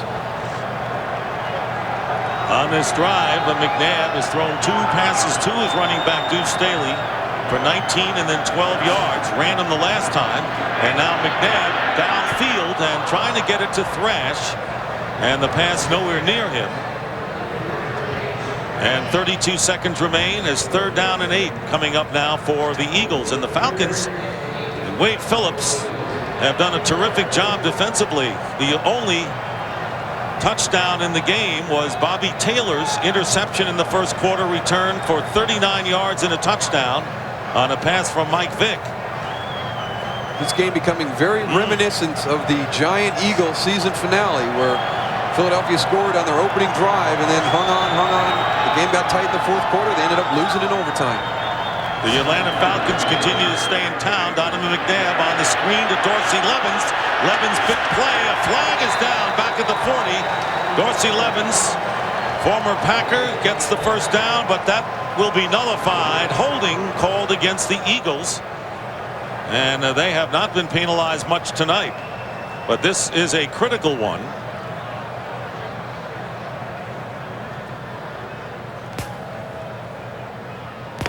Holding offense number 76. 10 yards remains, third down. John Welburn, the left guard. That's only the second penalty called against Philadelphia.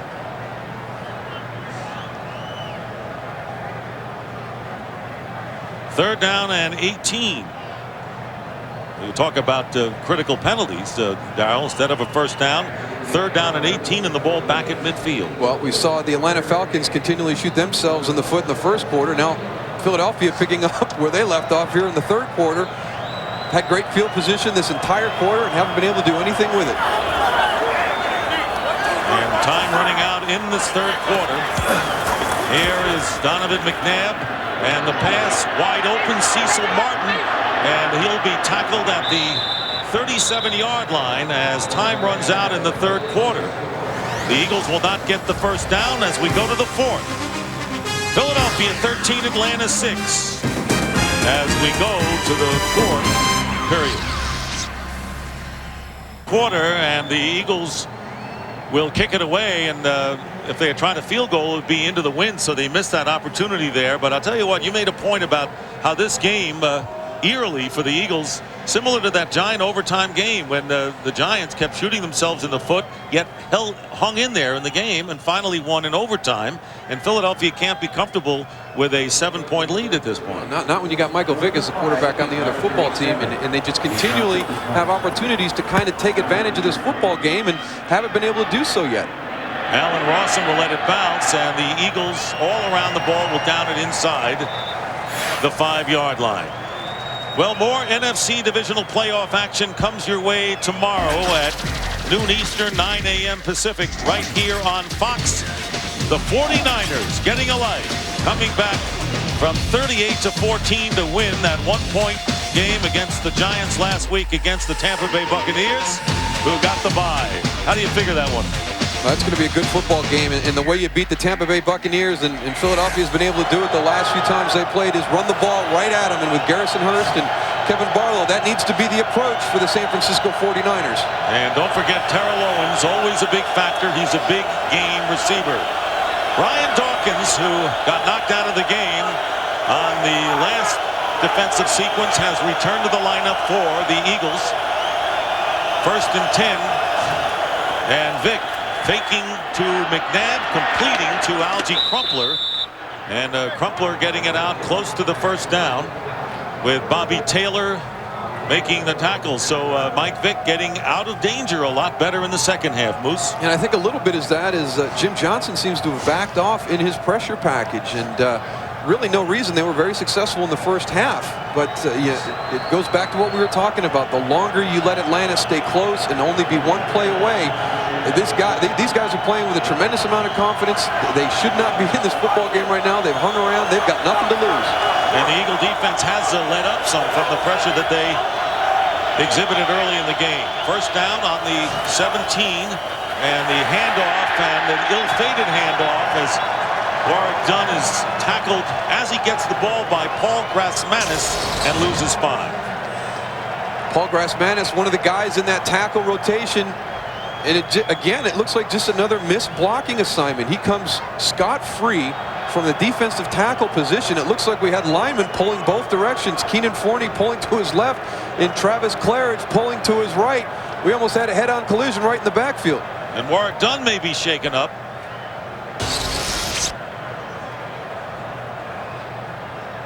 Warwick Dunn now down.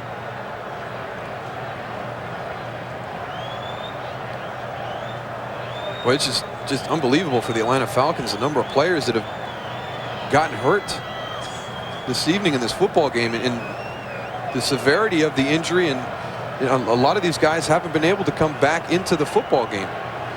Dunn is going to leave, and T.J. Duckett, who has had injury problems of his own this year with the foot and knee problems, finally was healthy last week and had an impressive game against the Green Bay Packers with 45 yards gained and scoring a touchdown.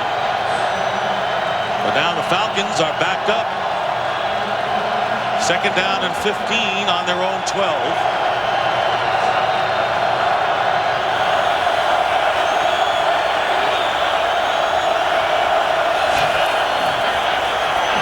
Vick stepping up and flips it up the middle to Duckett. T.J. Duckett, the big running back, and Duckett will get the first down. So a good 1-2 punch that Dan Reeves has with a healthy Duckett and Warrick Dunn, who right now is not healthy and out of the game. An 18-yard gain on the shuffle pass up the middle, so to speak. Mike Vick is just such a heady guy for making only his 2nd playoff start. And T.J. Duckett, now this is your big physical between the tackle runners, showing a little bit of a burst right there. You don't want to let number 45 get going downhill. Falcons have it up to the 30-yard line early here in the 4th quarter. And they go to the big back again. And Duckett diving forward to the 36, picking up 6 yards.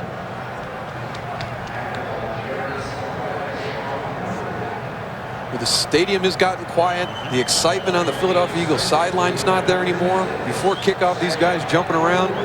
Well, as you pointed out, this is just the first step for the Philadelphia Eagles. They have made great strides every year. 2 11-5 seasons, 12-4 last year. The Eagles got to the championship game, had the lead against the Rams. This year, it's Super Bowl or a fizzled season as far as they're concerned. Clinging to a 7-point lead on 2nd and 4. The pass dropped by Crumpler. Might be the easiest pass he had thrown to him all day. I think that Algie Crumpler has the best hands on the Atlanta Falcons football team. I'll put him up against any one of the wide receivers. He does the right thing on the hot route. He lets the blitzer go by, gets his head around quick to the quarterback, just hits him right in the hands and drops it. Looking at the breakdown of the Falcons' 3rd down conversions. They've been very effective all night long at all the distances, whether it's short, medium, or long. And Warrick Dunn back into the game for Atlanta. 3rd down and 4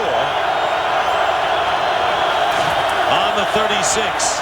And here is Vick, and this pass dropped by Finneran. Finneran would have had the first down had he held on, and no defender close to him. So 4th down coming up, and the Falcons will have to kick. 2 critical drops by Algie Crumpler, and on the next play, Brian Finneran. Enough yardage by both of those guys to convert the first down. You see Brian Finneran right there, releases to the flat. Then a nice little pick where Troy Vincent can't get there in time. He slips, is unable to make the catch, and now the Falcons are punting. Chris Moore kicking it away. Brian Mitchell. Fair catch by Mitchell at the 25. 13-6. We have not had an offensive touchdown in this NFC Divisional playoff. Great taste. Last spelling. Great taste. Last spelling. Great taste. Last spelling. Oh, man. Now that would make a great commercial. Who wouldn't want to watch that? Life is best told over a great tasting Miller Lite at a place called Miller Time. For over 8 years, DirecTV has brought America the best in television entertainment, and our customers have shown their appreciation in many unique ways. We simply figured it was an emotion they couldn't put into words. Until now. DirecTV, ranked #1 in customer satisfaction among satellite and cable subscribers by J.D. Power and Associates. Get a 2-room DirecTV system with installation for under $50.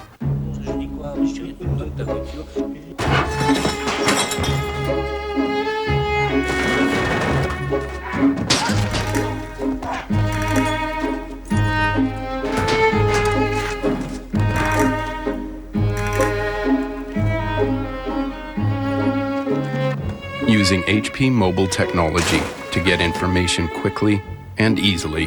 The world's police forces now fight crime digitally. The NFC Divisional Playoffs are brought to you by HP. HP Technology Services and people help make more things more possible. By Miller Lite, life is best told at a place called Miller Time. By DirecTV, movies, music, and exclusive sports from the leader in digital satellite entertainment. And by Volkswagen, on the road of life, there are passengers and there are drivers.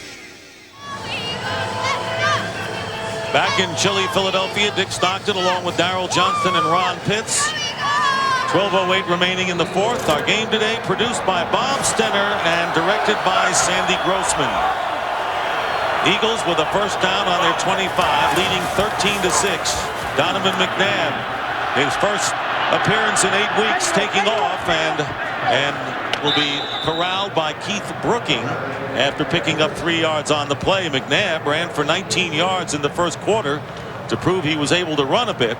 Got hit a couple of times, but in the first half was pretty sharp in the passing department, but the offenses have just fizzled on both sides here in the second half. They really have. Neither side able to generate any type of consistent offense, and both teams affording opportunity after opportunity for each other to be successful, but nobody at this point really wants to reach out and take this game. It's been hanging in the balance now for almost 30 minutes. Yeah, and since they're not playing solitaire, you'd have to say that the defenses have really held the fort in this game. Second down and 7.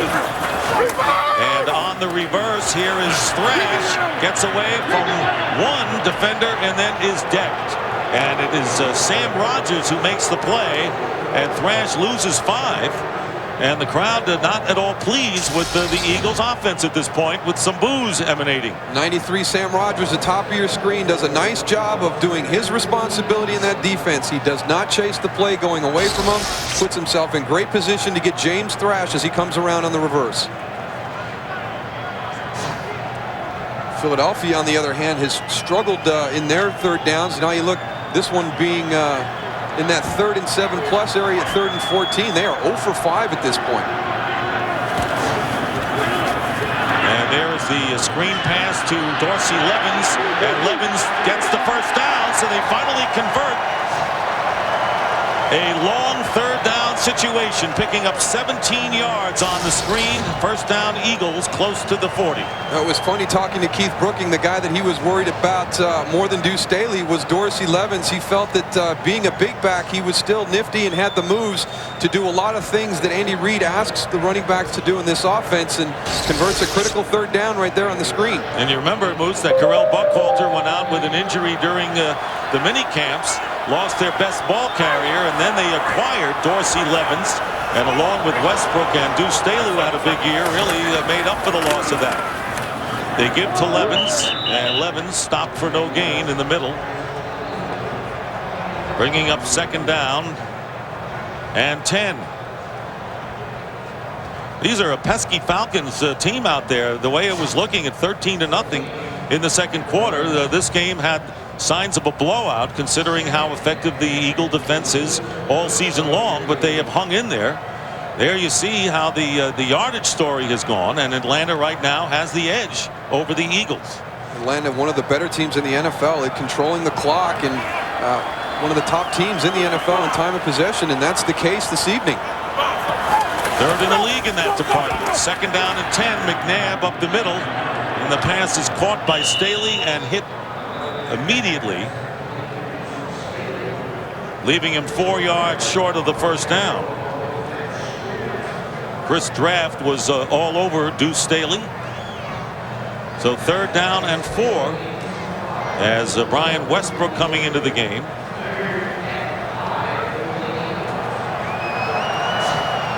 David Akers with a mid-game snack, but he's getting some heat over there, and he didn't look like he's doing too good. Maybe bothered by something. This is a war of attrition we're seeing, mostly on the part of the Falcons. 3rd down and 4, and the screen going out to Brian Westbrook.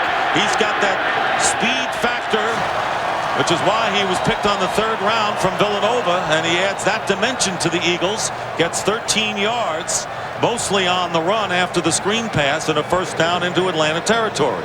Again, it's part of this multiple offense that Andy Reid and Brad Childress run, where you've got to defend so many different things. And Brian Westbrook, he's the guy that you bring in to do some of the specialty plays. And you see the distribution right there. They get everybody involved in this passing attack, and it does put a lot of pressure on the defense. Running backs have caught 10 of the passes. First down on the Falcon 44. Staley. And dragged down just inside the 40, picking up 5 yards. And this is a good ball control possession for the Philadelphia Eagles, who are looking for at least 3 points that would raise their lead to 10, and forcing the Falcons to need 2 scores to pull this one out. Second down and 5 at the 39.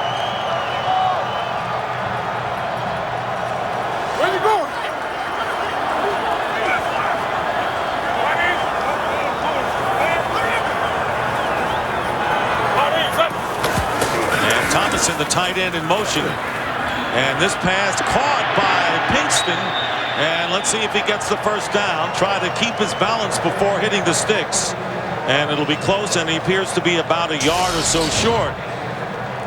What a great catch by Todd Pinkston. Donovan McNabb finds him late, puts a lot of zip on that ball. It's on the back shoulder. He does a great job of getting around to catch that. You see Matt Stewart sliding in with the tackle over on the sideline, but great concentration and a great effort to go and pull that one off the back shoulder.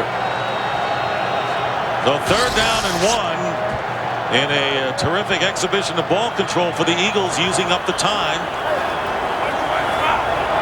Over 5 minutes of elapsed time on this drive, and here is McNabb needing 1 yard, and this pass incomplete.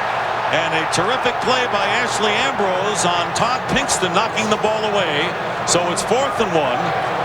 And McNabb looking to the sidelines. And what does Andy Reid do here? Well, Andy Reid plays field position, and right now you can see David Akers right there. And I don't know if he's 100%. I don't know how he feels. It would be a long field goal into the win anyway. I don't think that's the option for him. I think he goes for it, and that appears to be the call for Andy Reid. 4th down and 1 at the 35. Now Akers ready to come on if they decide, and the timeout by the Eagles, their first of the second half, to discuss the situation. Following the Eagles timeout, they appear to be going for the 4th down and 1. Keep in mind, though, they may try the hard count to induce the Falcons to go offside and get the first down. David Akers over on the sideline. Not a good percentage in any event to try a field goal against the wind, which would be about a 50-52-yard attempt. So the 4th down play, and they're going to run it. And here's Donovan McNabb's pass, and it's caught, flagged down. James Thrash running into the end zone. Touchdown! James Thrash caught it, and no one near him, and a 35-yard touchdown pass. Defense number 22 is declined. Our first offensive touchdown of the game. Gerald McBurrows holding on the play, so a 35-yard touchdown pass will go. What a great block by Deuce Staley to seal the corner. Andy Reid goes for it on 4th down and 1, and they hit it big for a touchdown. I tell you, it goes against everything he has done this evening. He's been playing field position. He takes a shot. Look at the block by Deuce Staley to get Donovan on the corner. Akers' extra point is good.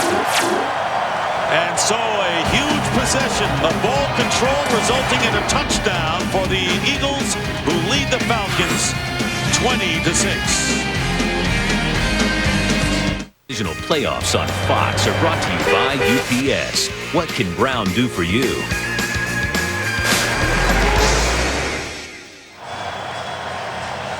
Back here at Veterans Stadium, and this crowd cheering as the Eagles have opened up a 20-6 lead. James Thrash, who has been Donovan McNabb's favorite receiver, has only caught 2 today, but they were for 42 and 35 yards, the last for the touchdown. As you saw the scoring drive, 10 plays, 75 yards, and a 20-6 lead, putting the Falcons in a big hole. And Allen Rossum returning Akers' kick to the 31-yard line. And with 6:20 to go, the Falcons really have to unleash all their weapons to try to get back into this game.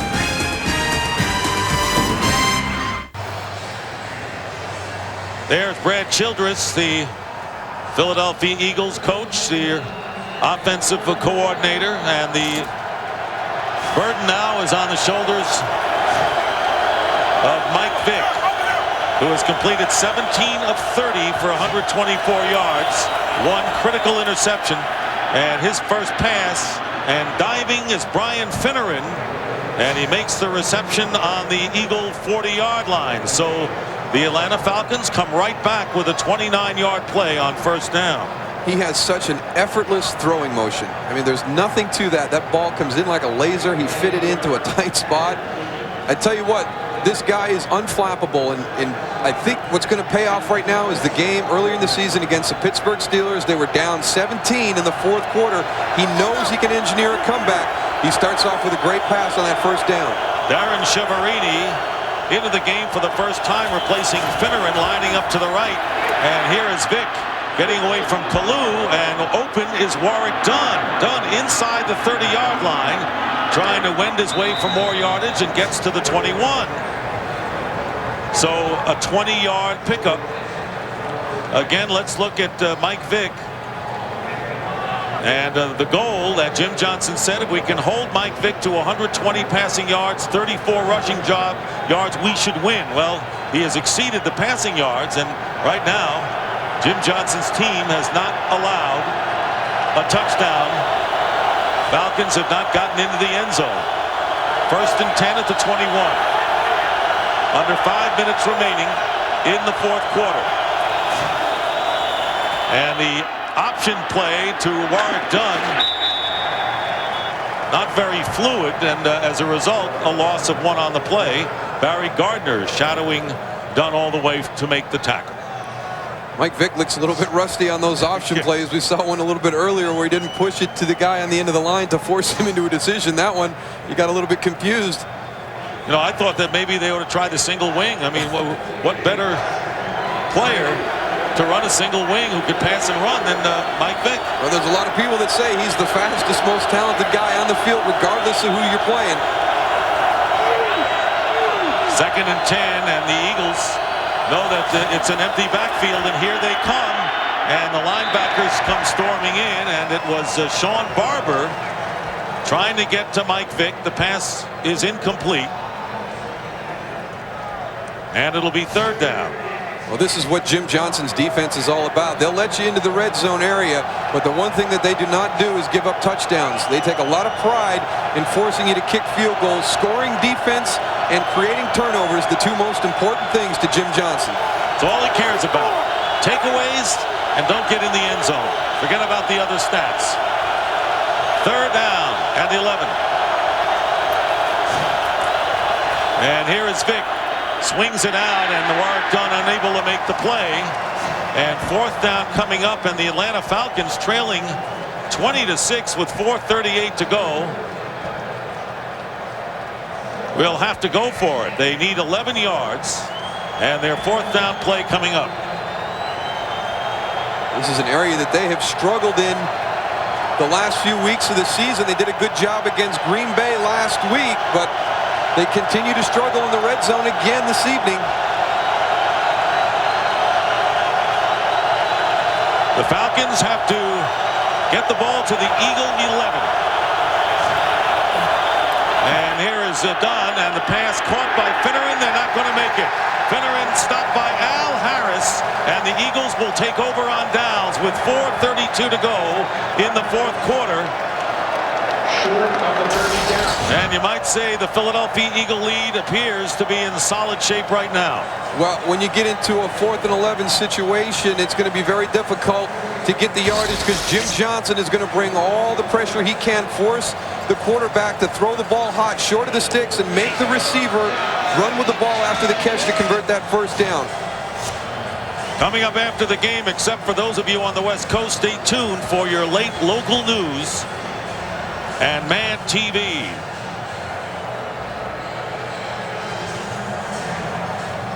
Eagles leading 20-6. And after losing the time of possession battle in the first half, controlling the ball, and that's what they are going to do right here. The Falcons going to be forced to use timeouts on the defensive side, but trailing 20-6. Well, going into that last drive, they were still behind in the second half. That last touchdown drive, their most effective offensive output of this second half. Here's Deuce Staley. And Staley getting out to the 20-yard line, picking up 3 yards. And the Falcons do not stop the clock. And now they do. So they let it about 12 seconds tick off before calling their first timeout.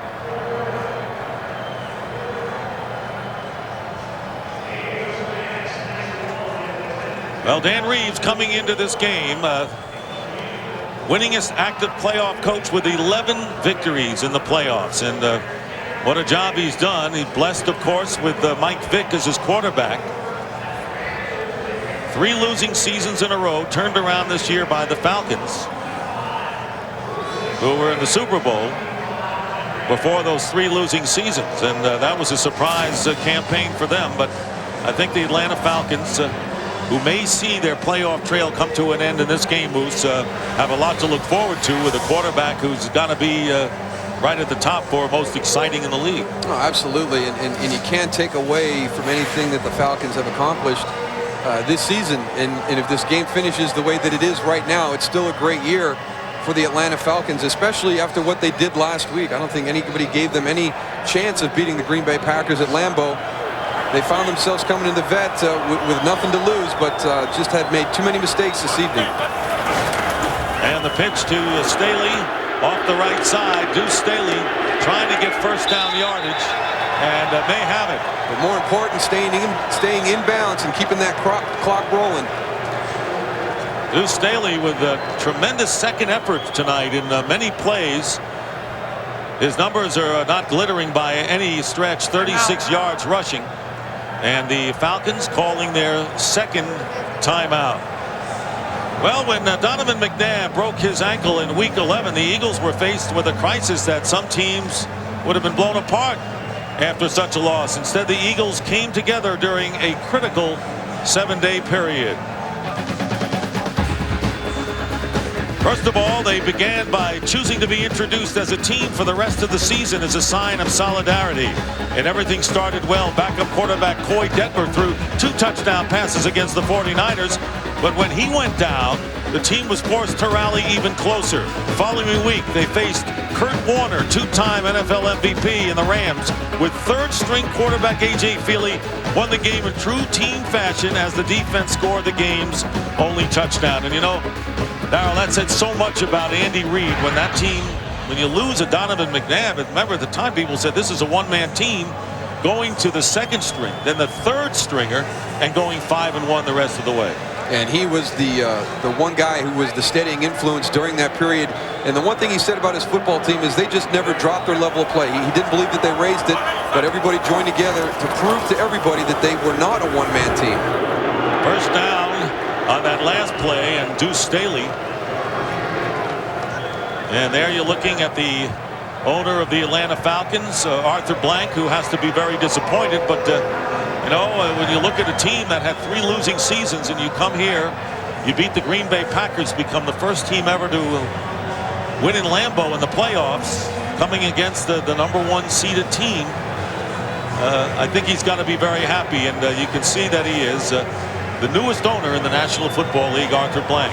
And you can see he goes over to see how Jerome Bolden is doing right there. So not only a guy who's got the entire city excited about everything that the Atlanta Falcons are doing, but cares about his team. How about Donovan McNabb with a rating of 103 in this game? Yeah, and he was supposed to be rusty coming into this football game. So it was just amazing the way he got off to the start. And you know, I agreed with what Wade Phillips was going to do at the beginning of the football game. Let's see how mobile he is. Let's see how that leg feels. And I tell you, maybe more important than him getting off to a good start throwing the football was that big scramble off the goal line that kind of showed everybody, hey, he's back. We don't have anything to worry about this evening. And I think he showed a lot of people what he was in that Arizona game when he played the entire game with a fractured ankle, stayed in the pocket, and riddled the Arizona Cardinals. Under 4 minutes remaining in the game, and Deuce Staley reversing direction. And Staley's going to get another first down. Deuce Staley picking up 8 yards and eating up a lot of time. Well, I'm going to disagree with Keith Brooking. This is the guy that I'd be worried about if I was playing the Philadelphia Eagles. To me, he is just unbelievable. He never gives up on a play. He finishes his runs. I mean, he made that all on his own. And some of the games where the Philadelphia Eagles have had great days running the football, a lot of those yards come by Deuce Staley breaking tackles and extending runs down the field. Andy Reid is blessed by a terrific defense. And remember, this offense scored more points than any team in the Eagle history of 417 this year. So that's pretty good balance. And then you add on to the special teams. Thus the #1 seed. The Eagles gave up only 3 points against Dallas in week 16. Lost to the Giants in overtime, but allowed only 10 points in that game. And holding the Atlanta Falcons without a touchdown tonight. They are probably one of the more complete teams in the NFL throughout the season and now into the playoffs. It's really hard to find a weakness in this group, but very efficient offensively, a very intimidating defense with their style of play, and John Harbaugh has done a great job of elevating the Eagles special teams into some of the top units in the NFL. Falcons cannot stop the clock. And a steady diet of Deuce Staley. And this will get us down to the 2-minute warning. Well, the Philadelphia Eagles on the brink of advancing to their 3rd NFC championship game and still trying to erase the bad taste of last year's 5-point loss to the St. Louis Rams. 2 minutes remaining. We'll be back. 2 minutes remaining, and the security is in force here as let's take you back to the big plays of the game. Bobby Taylor's 39-yard return of an interception from Mike Vick gave the Eagles a 7-0 lead. And then Donovan McNabb and James Thrash, and no one to beat down the middle for a 35-yard score. And now the motorcycles and the horses coming on for security, and it brings back memories of this very stadium of the Philadelphia Phillies in the 1980 World Series when they beat the Kansas City Royals, and the horses came on for security purpose there. Well, why not? There's going to be another game at Venerable Veterans Stadium. This place will close down after next week's game. Deuce Staley with a gain of a yard, and now it's just a matter of time. Well, how much do statistics mean? And what is the most important one of all, Moose? The final score, right? It only matters about points, and the big difference, 1 turnover for the Falcons, and the Philadelphia Eagles get 7 points off that turnover. But yeah, it's all about scoring, and we talked about Jim Johnson and his belief on the defensive side of the ball. You want to come down into the red zone, if I hold you to field goals, I feel pretty good with our offensive group and our special teams that we're going to be able to win the football game. Falcons won the battle of the numbers, except the one at the top of your screen, 20-6. And the Eagles call a timeout. 1:14 remaining.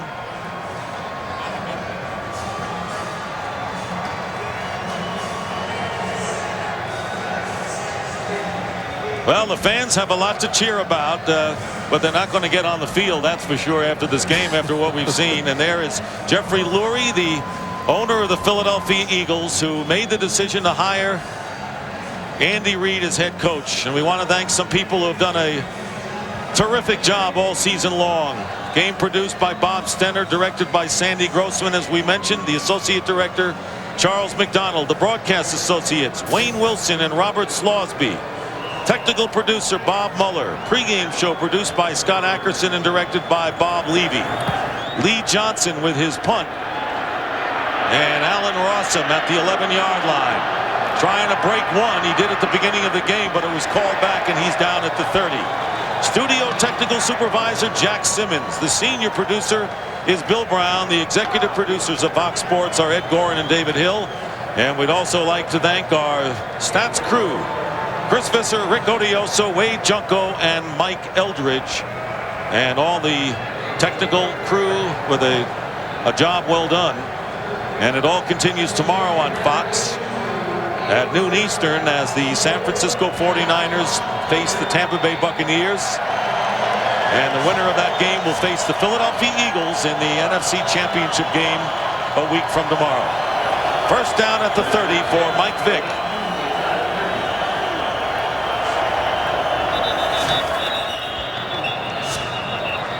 And we'll have a false start penalty. I'll tell you what, Mike Vick certainly false start. Established himself 5 yards, still first down. As a quarterback that a lot of teams are going to have problems matching up with. Well, one of the best defensive coordinators in the NFL, Jim Johnson, in his style and his approach to how he plays defense, and for him to be concerned about this guy as much as he was when we talked to him during the course of the week, and it's only going to become more difficult for coordinators around the NFL as he becomes able to attain more and more of the offensive package that the Falcons want to do. First down and 15, and Vick with time completes it to Trevor Gaylor, and Gaylor fumbles the ball, loose ball at the 40. And recovered by Atlanta. Well, in talking with Dan Reeves has been around. He has coached John Elway. He's been a veteran of 24 years as a coach. He says that Mike Vick is the most down-to-earth 22-year-old he has ever met in his life. High praise coming from Dan Reeves. Second down and 1, under a half a minute to go. And Finneran flips it to Crumpler, and a flag is down with 18 seconds on the clock.